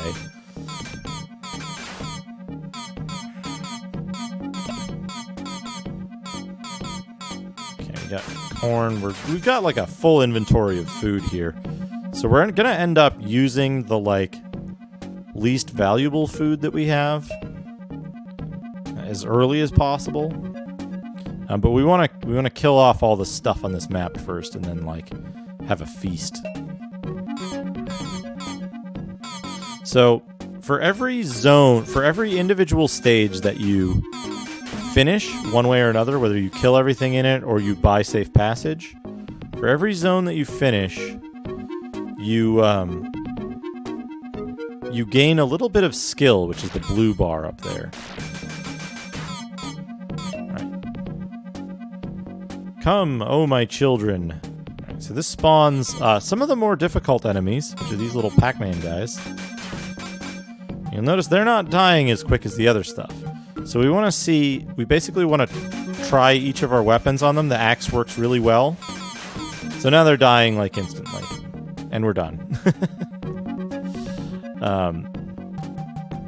So for each sprite, each weapon sprite, there's a different set of enemies that are weak to it or strong against it or various different types of stuff. So we got the Elven Longsword, which is another, it's like the long right-facing cross-hilted sword. So that's going to be effective against a different set of monsters than Balmir's Gold, 120 gold. Excellent that we came here. So each weapon is effective against a different set of monsters. And as you kind of progress through the game, you encounter different enemies, and having a variety of weapons is super helpful. All right, so we want to find some of these carrots are 30. So probably the tomato. Yeah, the tomato's only 10. So we're going to get rid of the tomato. We're going to take that melon is probably going to be the highest here.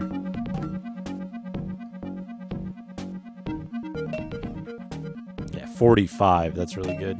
And a small money bag. All right. Excellent. So now we go to the blood waste.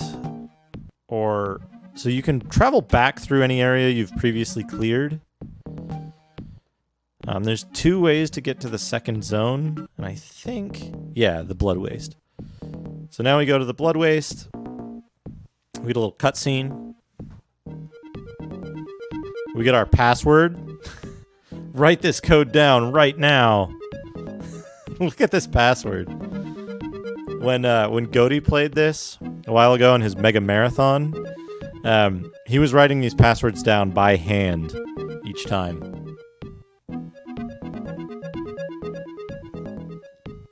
So this password is basically just it's just data. It's data and like a hash from the data to check that it's accurate. All right, beware pyramid power. We can see there's ghosts here. Now earlier I believe we found that the scimitar was effective against ghosts. Let's find out. No, the scimitar is not effective against ghosts. Let's try this sword. Oh, we've got eyeballs too. Definitely an Amiga game. All right, this sword worked. All right.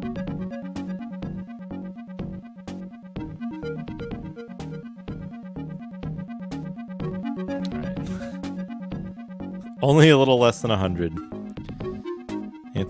It's not the longest password in the world. I'll bet there's games with longer. Okay, can't carry anymore. It's fine. We got more ghosts coming in. We've got nearly full morale. So morale doesn't affect the way that your characters actually perform in combat. Like, it doesn't give you a bonus to morale doesn't give you a bonus to like hit or damage or anything, but it does affect how aggressive your AI buddies are, and it affects how well they stay in formation and how often they try to reform on your character. Okay, so these guys, did we use this sword or did we use the axe on these guys? This is working okay. It might also be the fact that they got hit by like 100 arrows. Small money bag, we got that. That's good. There's some eyeballs down here.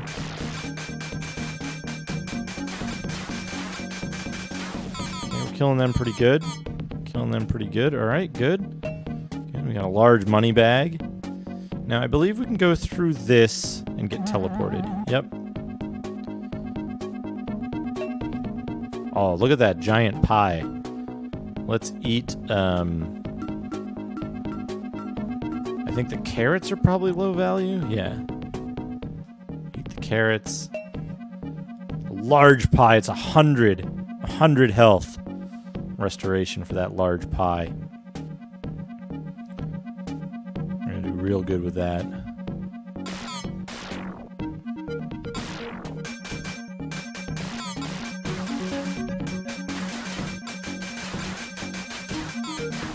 Okay, yeah, look at this. Look at this. We just wrecked everything there. I don't think we even took...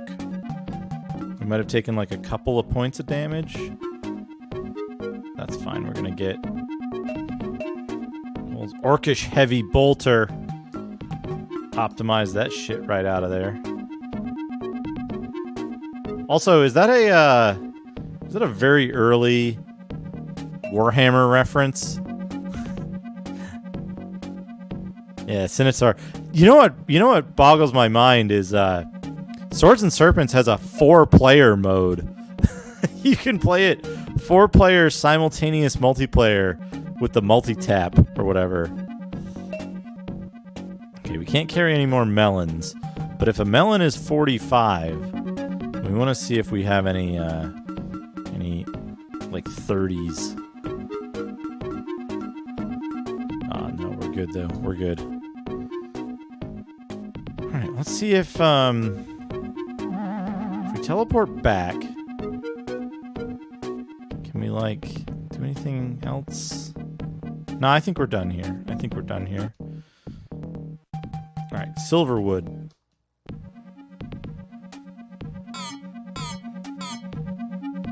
So now that we're in an area with a lot of enemies, the frame rate starts going down. Uh-oh. Eat spider food. Use the scimitar. So they're fighting guys through the walls there.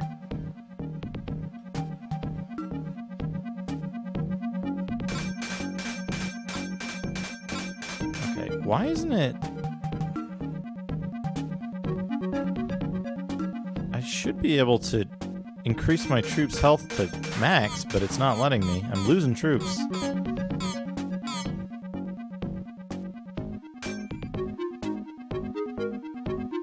Okay, we lost 2 troops. That's not too bad, considering, all things considered. Alright. Back up to full health. There are a lot of enemies in this map, so our frame rate's going to suffer. Might actually be... This might be literally below 3 FPS.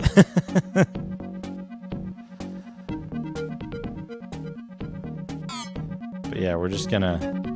Okay, these guys, we want to use the Black Steel Broadsword on. I think that worked pretty well on these guys. Or not. Or not. Was it the fucking... Okay, that's good. Was it the axe?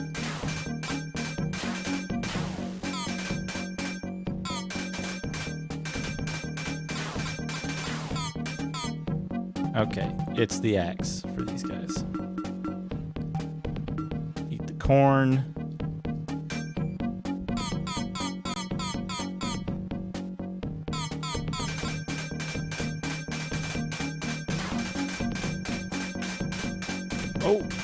Oh. It eats inputs when it gets too slow like that. Alright, so we're going to restart that stage. This is the, like, kind of make or break section of the game. Where basically enemies start doing a ton of damage, and if you haven't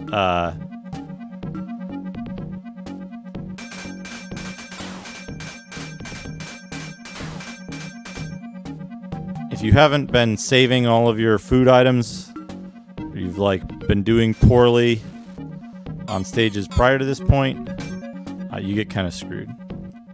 Alright, so we got all the guys in there. We didn't lose a troop this time. The other thing that we want to do now is I think these little roly-poly dudes might be, we're going to try this weapon on them. They might be weak to the superior bow. We want to fight them in an area where we can see them. That's a really important thing. Okay, yeah, they're taking damage from the superior bow right off the bat. Alright, let's eat.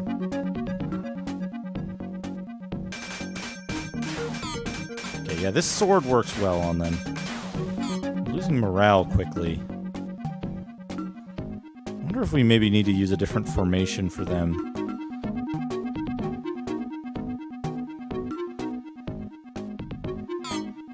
That's fine. But your morale does stabilize to a couple of particular values. Oh, you know what? These guys we might want to use wedge formation for. Use this corn.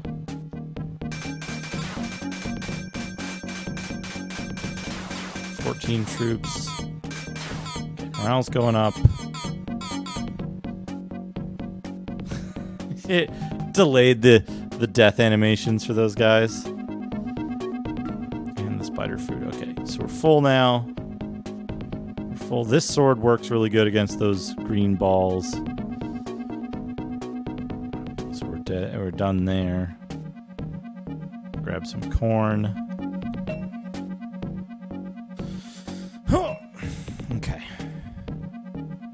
Good. Morale for the main character has stabilized. We lost 2 troops, which is a pretty big setback, but it's not too bad, all things considered. Wedge formation really did help with those guys, I'm pretty sure. So we want to see. All right.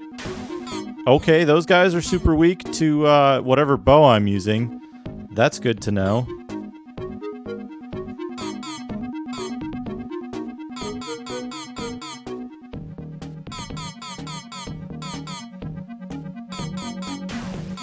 Like one shot and they're dead. And that's the power of using the correct weapon on the right enemies.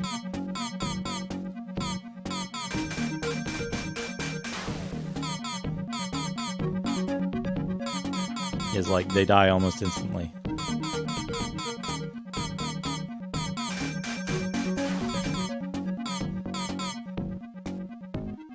Okay, let's get some apples.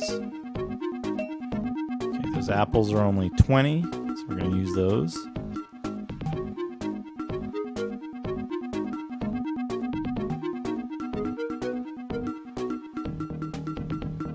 And maybe, no, we're not going to use a corn yet, because we're not low enough, it would be a waste. We got a square key. I believe that's the key to the little, like, zone in the bottom.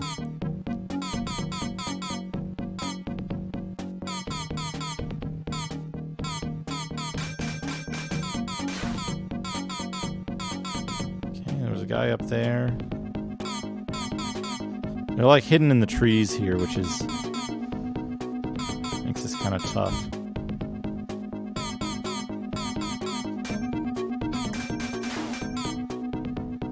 Okay, got that guy.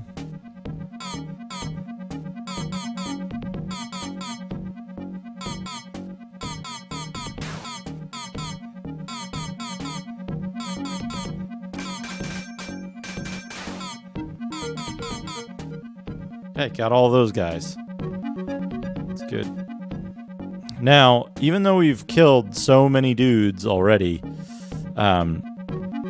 it hasn't opened up the ability to travel yet because we haven't killed a high enough percentage of the guys in the level. So that means that inside this little keep here is going to be a giant clusterfuck.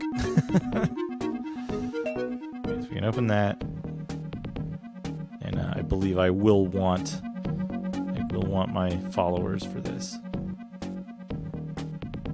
So we gotta.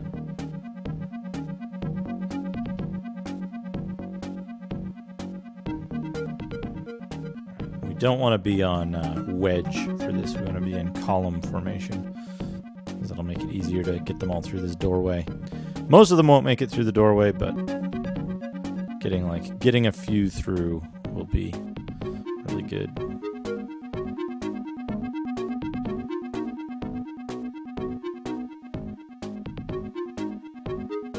You can do some fancy stuff with this where, like, you you basically like switch your formations to get them through, and then you like move them through in a different way, stuff like that. But we're not going to do that. We're just going to take what we get. Having just a few guys will be a big enough advantage. Now, we use the scimitar, which I believe will work against the elves pretty well. It depends what kind of armor these elves are actually wearing. It is not the same armor that the other elves were wearing. So they're not weak to scimitar. We'll try axe. And so this is...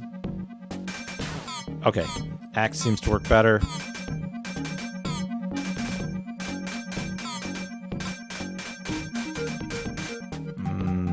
Maybe not that much better. Try this sword. Oh, I died. And then my troops showed up. Fantastic. All right. So these elves must have a different set of armor, which means let's try this sword on them.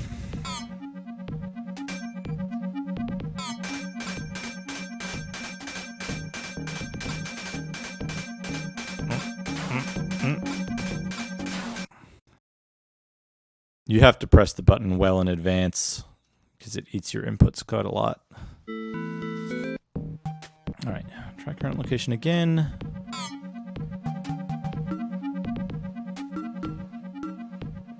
Try this. Is it this sword? One of these weapons works against them.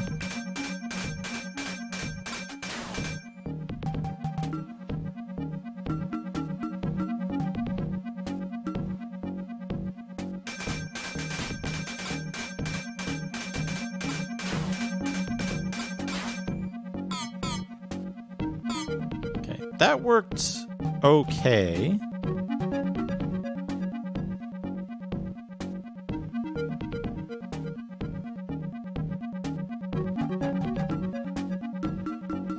Does one of these bows work better against the round guys? I think it was this one I wanted to try.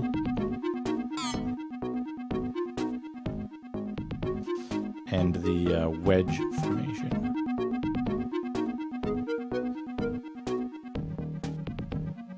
The two best formations are wedge and column because they give the highest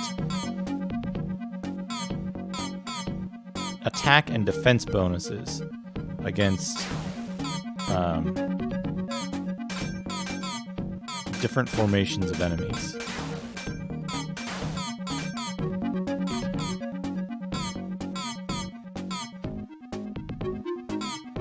The problem is, they're also two of the most difficult formations to manage.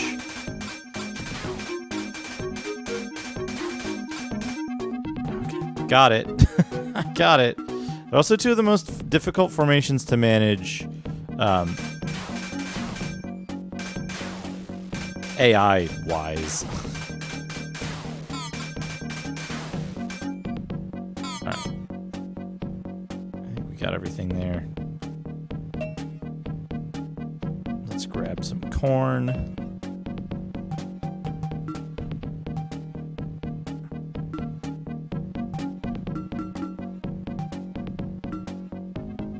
Back up to almost full.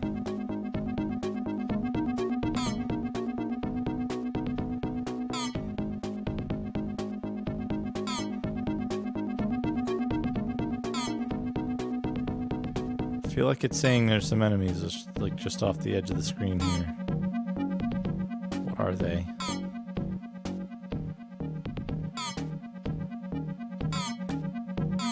More little ball dudes.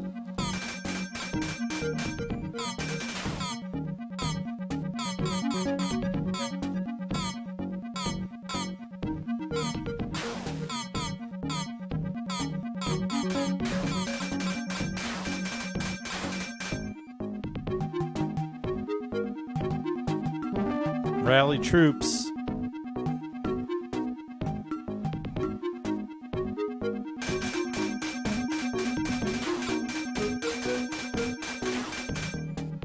I'm going to make sure that you eat frequently enough during combat that your troops don't outright die. Because food's way easier to get than troops. You can only get troops at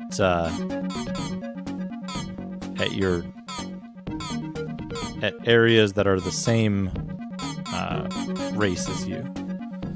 And so later on in the game, orc settlements become more rare than other races. However, the orc warrior can start with a higher skill value than other characters. And because skill determines your kind of overall ability to win at combat, towards the end of the game, the orc warrior has the kind of the roughest start, and then becomes the most powerful towards the end of the game.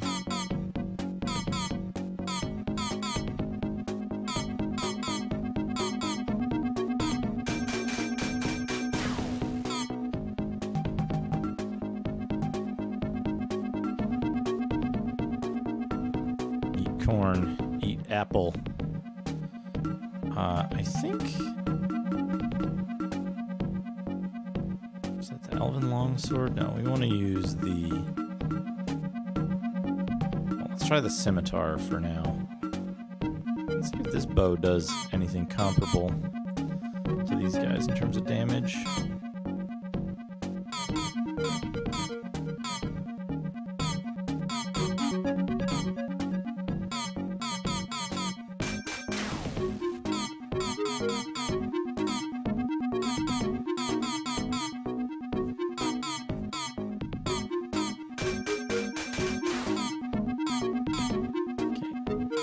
The other bow was better. That bow was better. The Scimitar is doing much better damage in close range combat. Yeah, look at that. One shot and it kills him. So now we're going to change to, not line, we're going to change to single file formation. So single file formation pretty much has the best chance of corralling your guys into the place that you want them, because you can do stuff like this.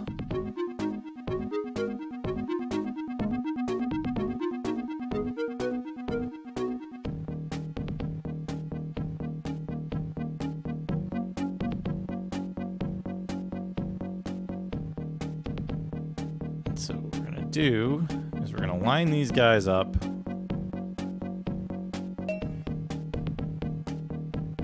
Down here. This should get all of them into place.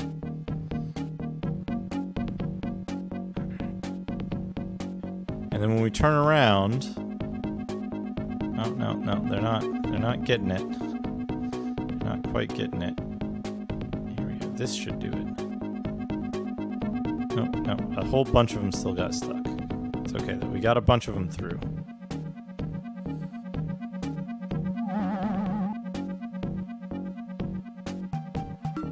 We want to column.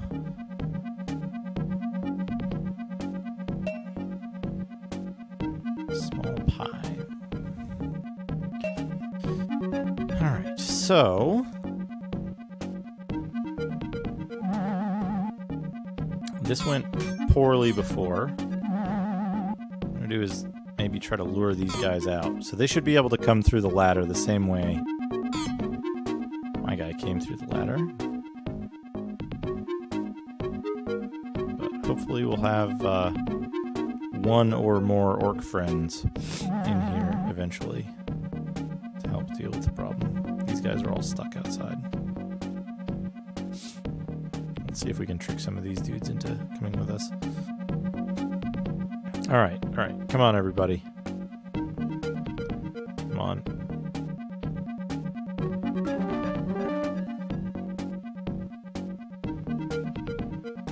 If they can see the position that they're meant to take, they often have a better chance of reforming on you. But if they hit a wall, they start doing this thing where they check like just a little to the left or the right of their current position. So all the troops outside are like hitting the walls and failing to come inside because they want to check left or right, and it just makes them go around the entrance instead of in.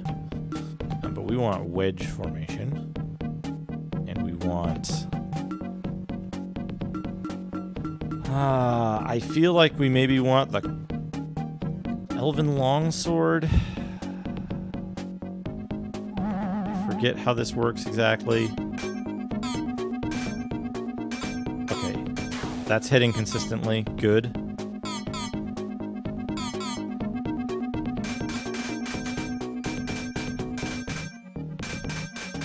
Oh.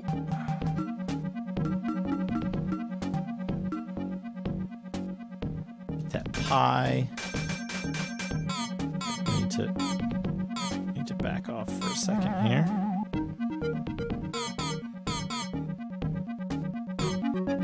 Yeah, no. Wrong way. Wrong way, dude. He's stuck in a pathfinding loop where he'll go from that one spot, he'll check the wall like several times, and then he'll go back to the start. There's a little pathfinding loop there. We could try doing like the huddle formation. Huddle formation has the worst like stats, but sometimes you can pull guys out of sometimes you can pull guys out of the pathfinding loops with it, which is good. So now we got two guys. What we have to do is go down the stairs and then immediately change from huddle to column.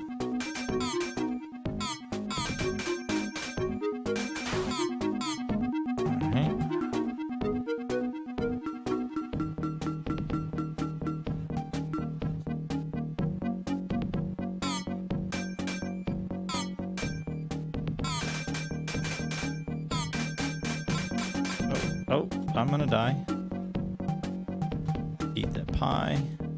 Oh, I'm stuck. I'm stuck on him. I might be dead. Oh, we got another dude down here. That's good. There's the spider food.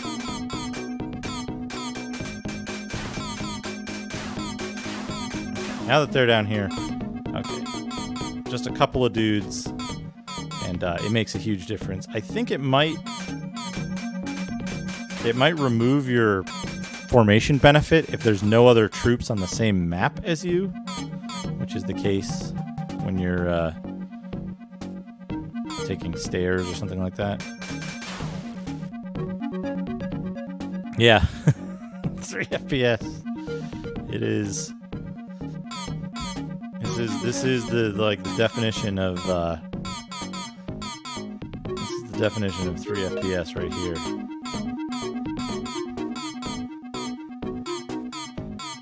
Oh.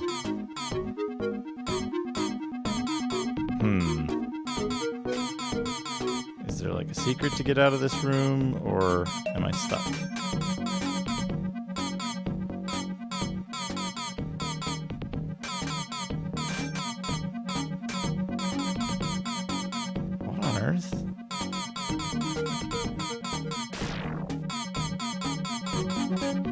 Okay.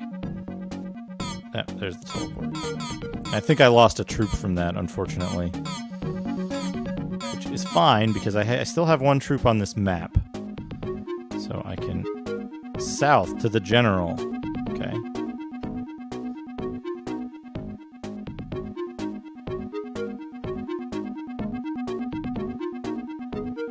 We got a food bag. We got a large money bag. We got a lager and a large pie. Excellent. So let's use the lager. That only gives us 5. We're gonna hold off on that large pie until we're a little lower in health. Get this water skin here. Water carrier.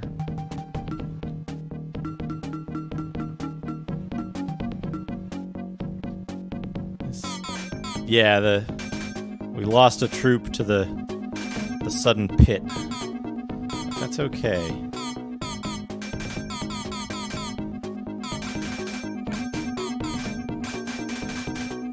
Okay. Now we can use the large pie.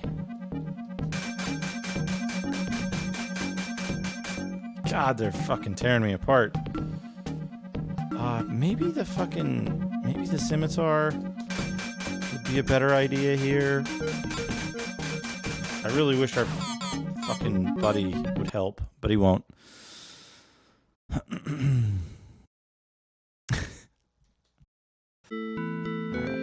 Victor Ireland. Victor Ireland would have to translate this game into Japanese and then back.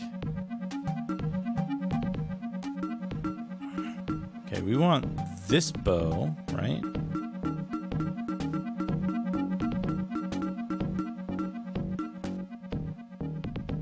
And this sword. Wait, shit. Yeah, this sword. I don't know, I heard there was like some controversy about him saying he was going to translate a game and then like he didn't or something. Gaijin Works or something. Or am I thinking of, wait, what's the company that does like War Thunder or something? One of the like online military games.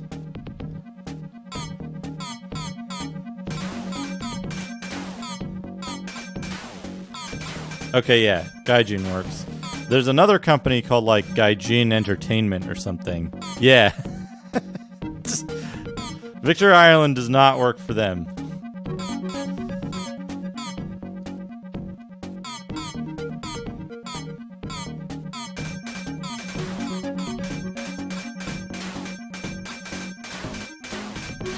Oh, I almost took that one too long.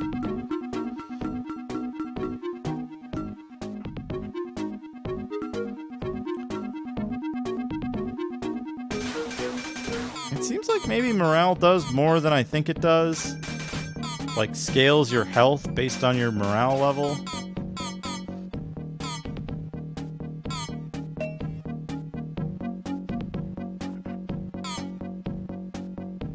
Oops.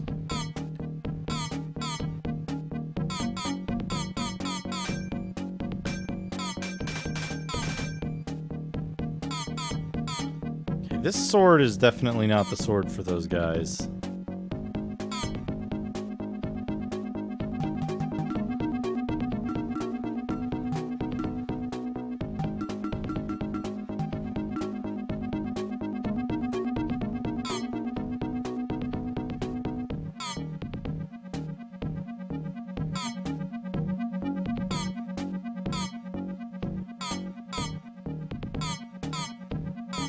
So your troops will often just like fire their bows in whatever direction they happen to be facing as quickly as possible.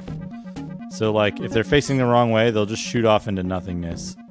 You have to like kind of line them up.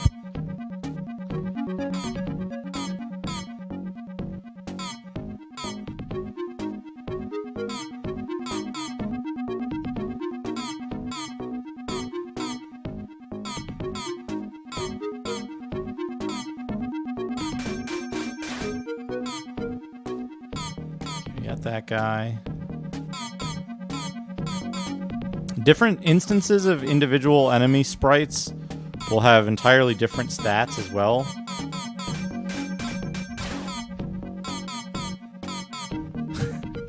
Gaijin Works is still botching translations. Still botching localizations. Yep, not surprised in the least.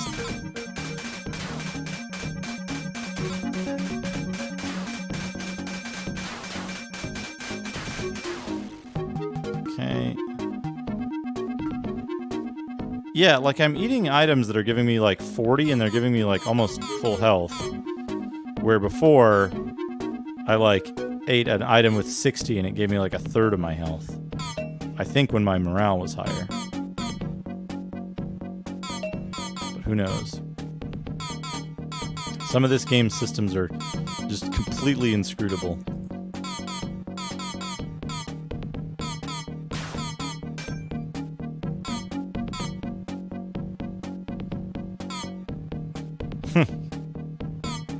I'm still waiting for Macaw to finish his working designs mania that he agreed to.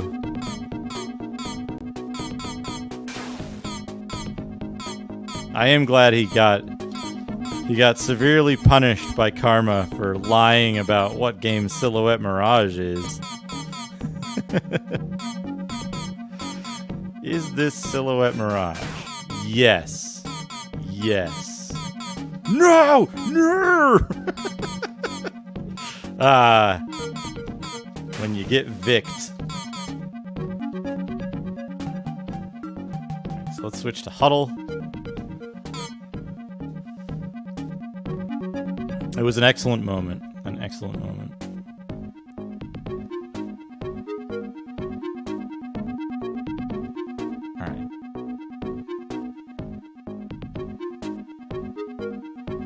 I believe the deal was for Exile, Wicked Phenomena, Sega CD, Popful Mail, Kadash, and Silhouette Mirage. I thought there was another game, but I can't remember what it is. So, like, I'm not gonna be too picky about that.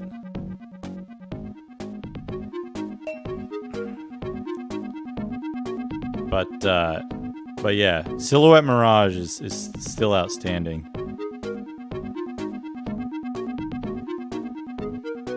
I'd like for him to play the what's the game with the fart fairy or whatever that was entirely added in the working designs localization, because that Vey, I think. I want to say Vey. So Vey sounds like absolutely the biggest fuck off translation or localization. Also because they like increased enemy stats by like 600% on average or something. All right. I want to try to get my friends down here before I engage these guys. Really want any one troop. Would love to have a single. Yep, there's some troops. There's some troops.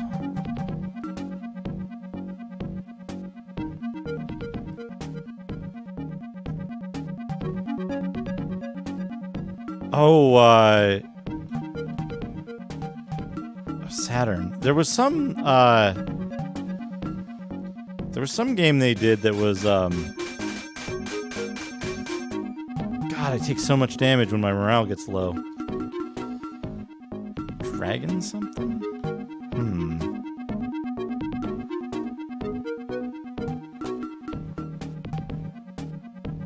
Hold on to that mountain apple.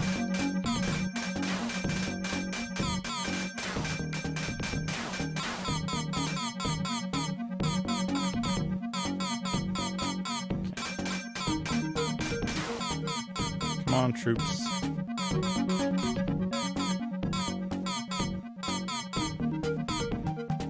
Use mountain apple. Okay, we're back to full health there.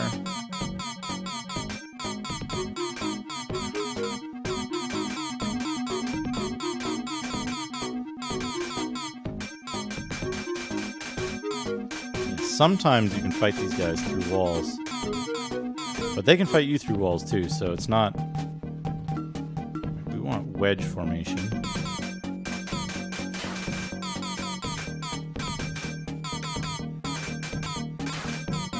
10 troops. This is all going to be worth it, though. The reason why this is all going to be worth it. One of my troops triggered the pit, which might mean a restart if... Yeah, you can only get out of there from there. Well, it's just some money. It's just some money. If we do well in these fights, we might not have to worry about money so much.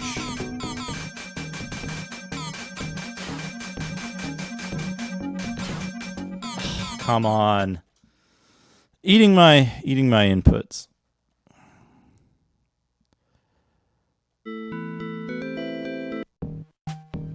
Try location again.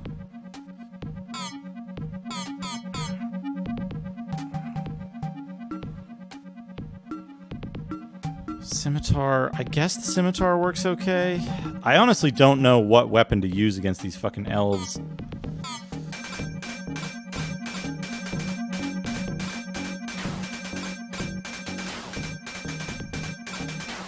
The biggest problem is right now is armor, because I don't have the best armor, and this is like literally where you get it.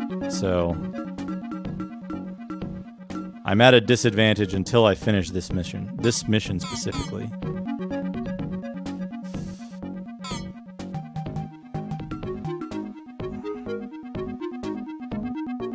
Like, I know where the plate armor is. It's underground. And then once you get the plate armor, you're like... You're kind of okay for the rest of the game. Oh no. That guy's gonna get owned.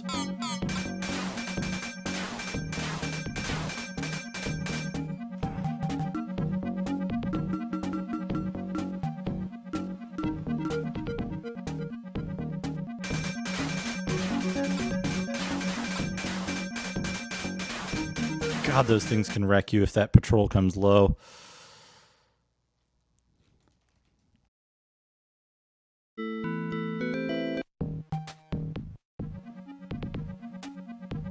And it's like, I have... You know, I could parlay. Yeah, this is it. Elven Breastplate. Costs 800 to get it. So I could buy the Elven Breastplate. I can't.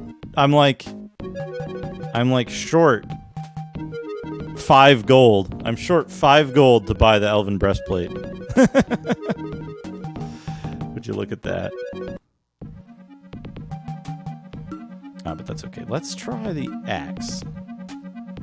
I want to see what works on these elves in the top part here.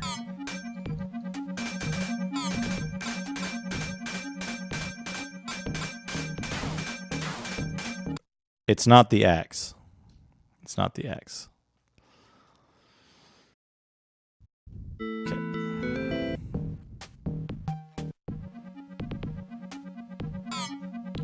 All right. Wedge formation. Let's try the Elven Longsword.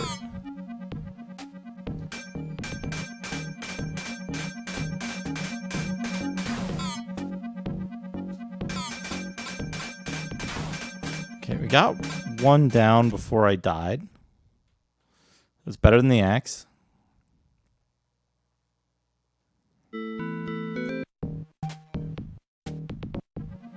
There is a weapon that okay, we'll try the human broadsword.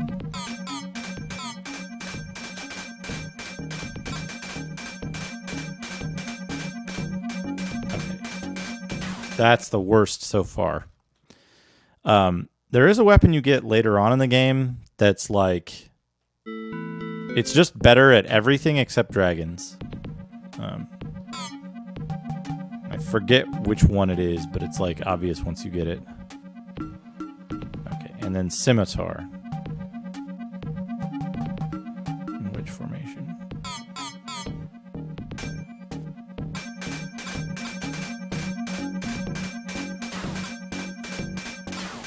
Okay, so the best weapon was the Elven Longsword.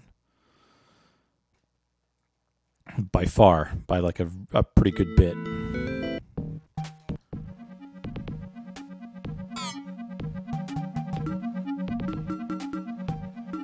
So we'll switch to that. We'll stay on the defensive formation.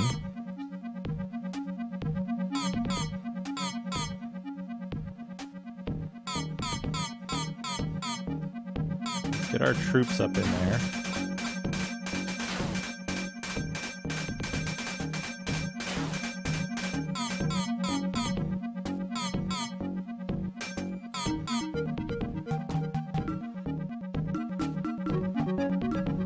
Eat some pies and some corn.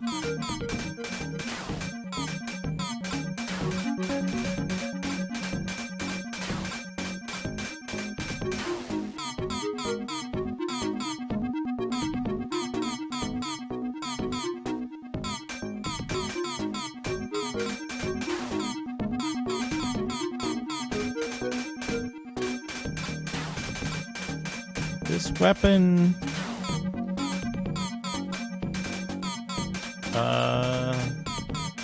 I'm still seeing green on encoding. I'm still seeing the video come through.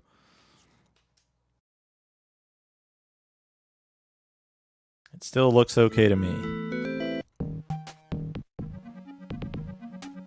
Okay, so we need wedge formation. We need the elven sword. We need this bow.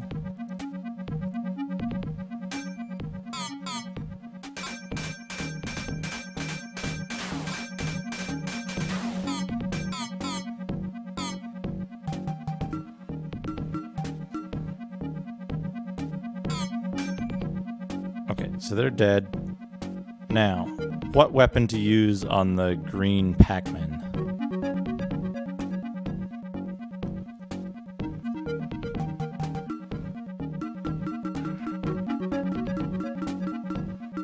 Let's try this sword.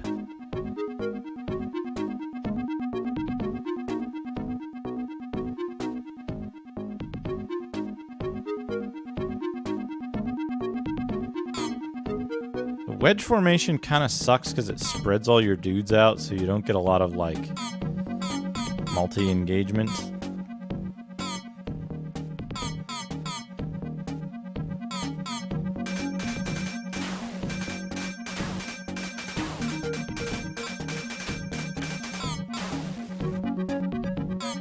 Okay, this seems to be working pretty well.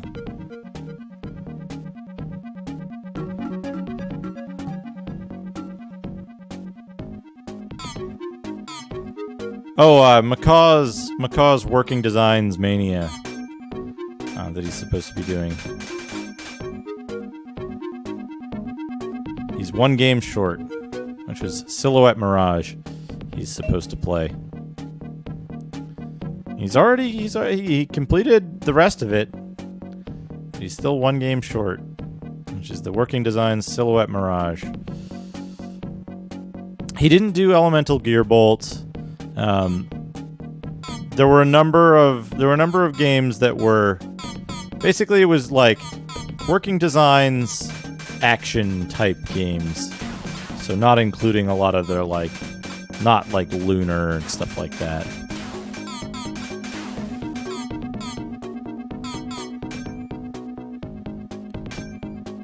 Gamma Chris, thank you for the raid. I'm not sure why it's not showing the raid notification yet.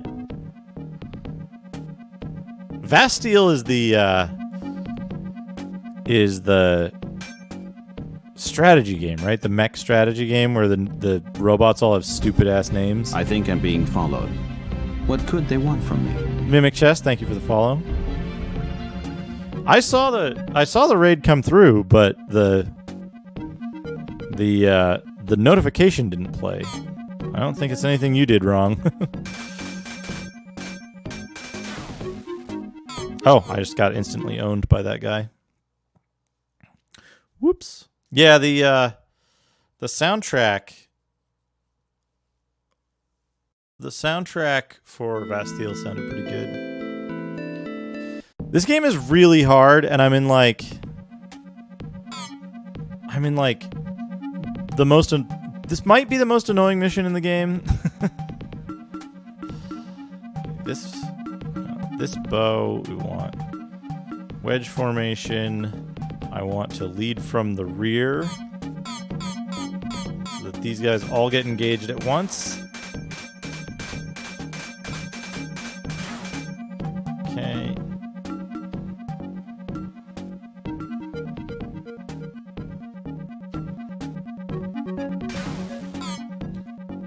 Okay, got him. Now, what did we determine was good against these guys? Did we try the Elven Longsword? Did that end up being a bust? I kind of don't remember.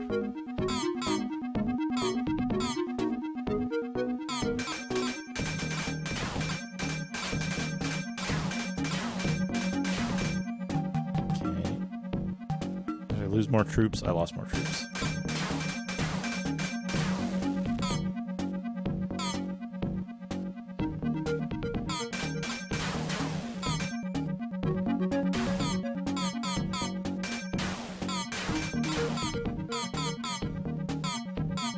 Okay, this weapon seems to work well against these guys, as long as you're not like...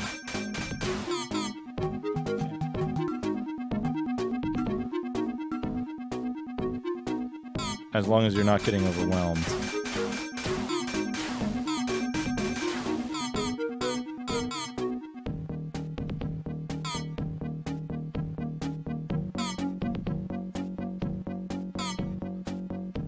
So what we want to do is try to like...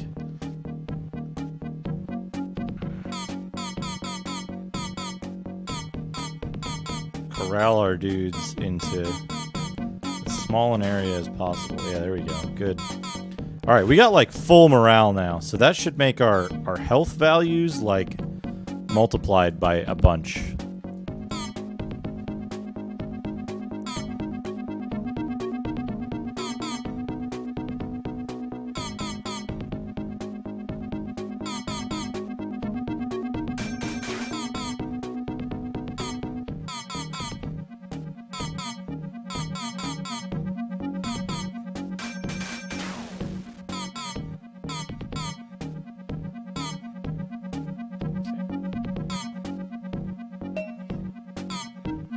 Square key. Grab some apples. Try to get rid of these guys, these trolls in the woods.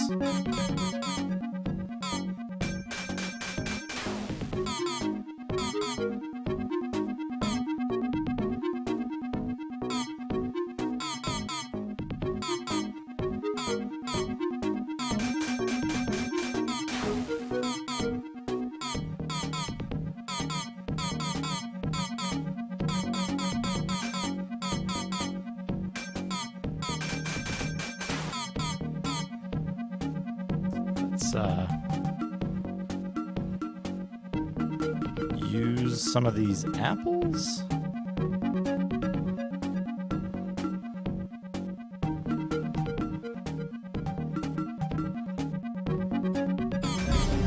I think I'm being followed. What could they want from me? Tanuki Dan, thank you for the follow.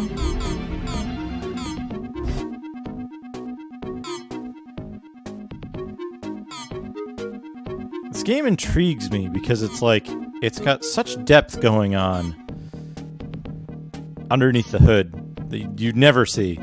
You have no idea of the like complexity and the like. Very little in this game is random, or I mean, like it's not as arbitrary as it looks, which is so weird. Just about the way the game functions, because it looks arbitrary as hell. Like, why did you win this one combat and lose another one? Why did you take half your health and damage here? And not this other time. And a lot of the scenarios like that, it's down to like what weapon you're using,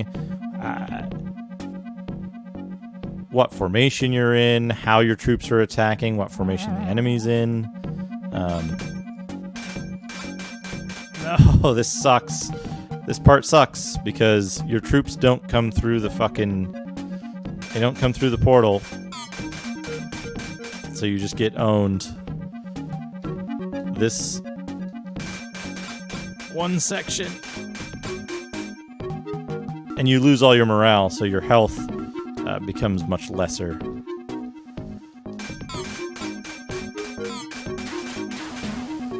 Okay, so as soon as my troops show up, you see the difference there in terms of, like, how strong... Oh, God. No. No. It dumped all my troops down because one of my troops walked over the trigger. I was trying to hold back, too. Fuck, that's gonna be costly.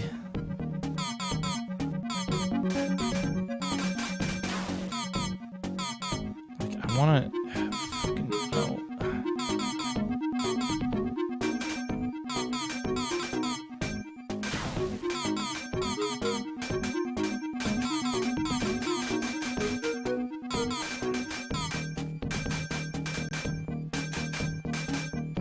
I think there's two different classes of elves here. One of which is, like, kind of easy to beat, and one of them is extremely difficult to beat.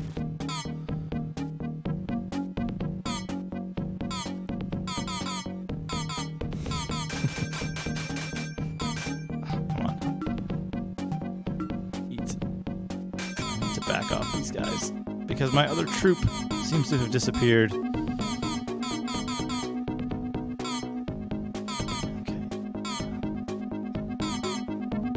This game intrigues me, MP83.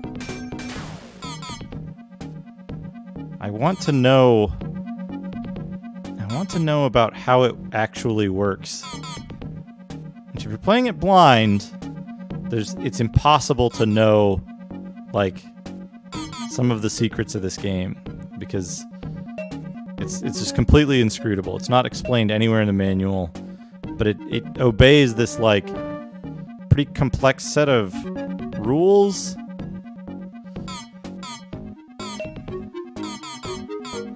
I've seen Sharpie play this. I've seen Goaty play this. And still I want to play it.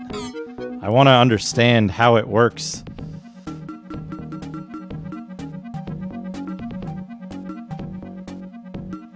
Yeah, like 7 gives me this huge health boost. What I need is the rest of my fucking troops down here because I don't have. I'm currently my status is alone. So like I need to get my fucking troops in here. They're all stuck outside. Ooh, there's a fish outside. That's good. So what I need to do is I need to get my troops inside so that they'll be helpful in fighting. Not necessarily in that they'll be doing any damage, but that by simply being indoors, they're on the same map as me, which changes my status from being alone to a formation status.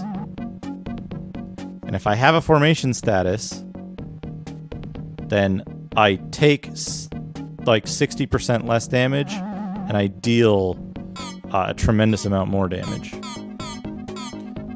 But my troops have to make it through that fucking... They have to make... Yep, there we go. Okay. Now we've got 2 troops here.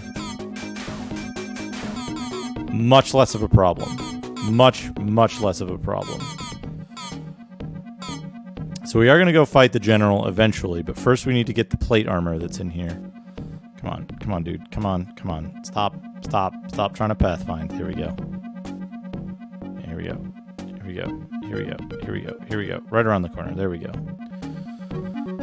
So now me and this dude are going to go up here and get the plate mail.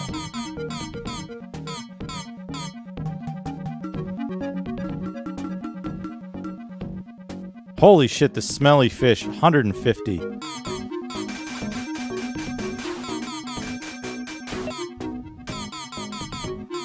Okay, tomato. Eat the tomato. Large pies for 100.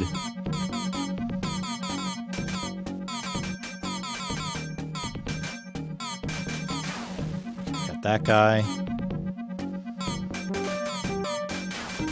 All right. Eat the pie.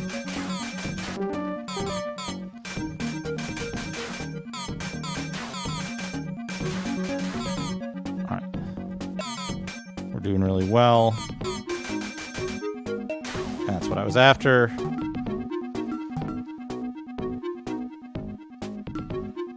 Now we have much, much higher defense than a minute ago.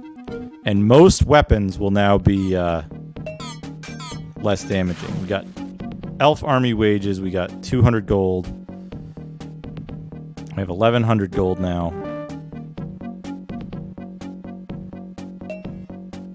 Get some carrots. There's a weird... I don't know what this thing is. It opened a pit.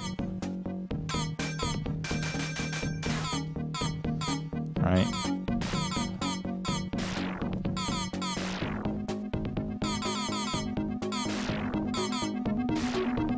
Return what you stole and you can go, it says.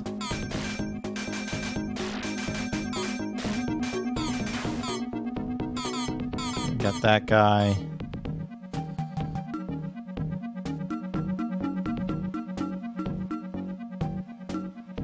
Eat some carrots. Okay, got that guy. Now I gotta go around the other way.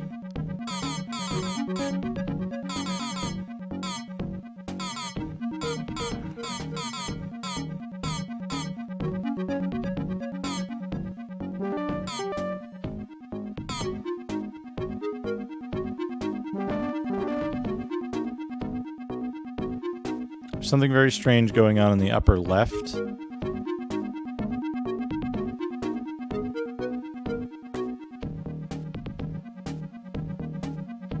Okay. I guess you just walk right around that pit.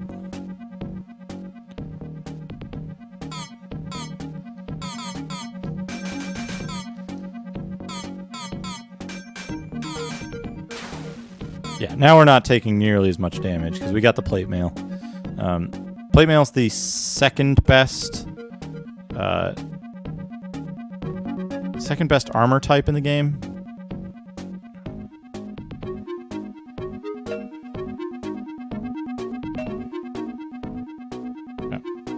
Villaris bow. So we're just gonna optimize out our longbow, which we no longer need. And we're done. Travel.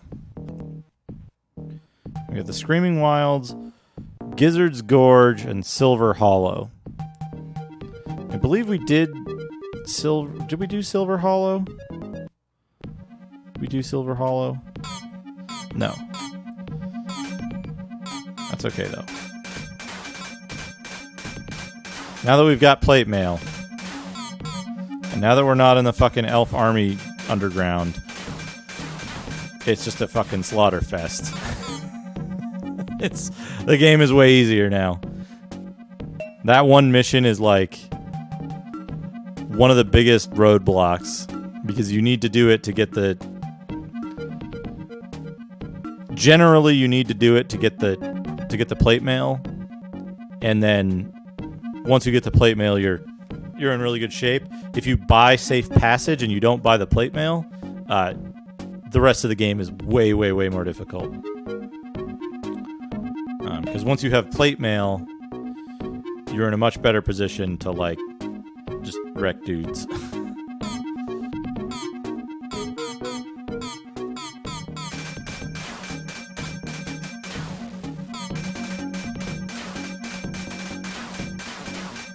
Like this. So losing half my troops on one map, not a big deal. Not a big deal because we got the thing we went in for. This game is like, I don't know. I kind of like the fact that it runs a little slow, that it's not like it's not super fast paced. To me, it's just kind of like it's kind of a laid back game. It's not a, you know, whatever kind of thing.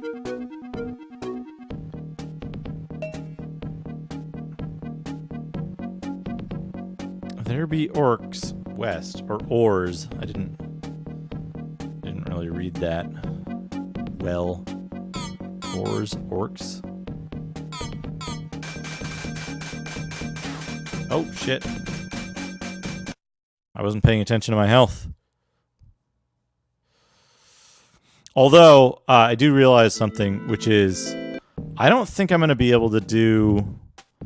I don't think I'm going to be streaming long enough to get a new password. So I might wrap this up early, because I'm going to have to redo that Elf Fortress battle. I know how to do it now. And if I'm careful with that pit, I won't lose all of my troops. I can hear strange music. It's really eerie here. I feel as if I'm in a strange world. Night Sprites, thank you for the 2 months. Thank you very much. I really appreciate the support. But I do want to show off something while I'm here. Now let's see. We need to go to the desktop games category for this. So I'm gonna reorient myself here real quick.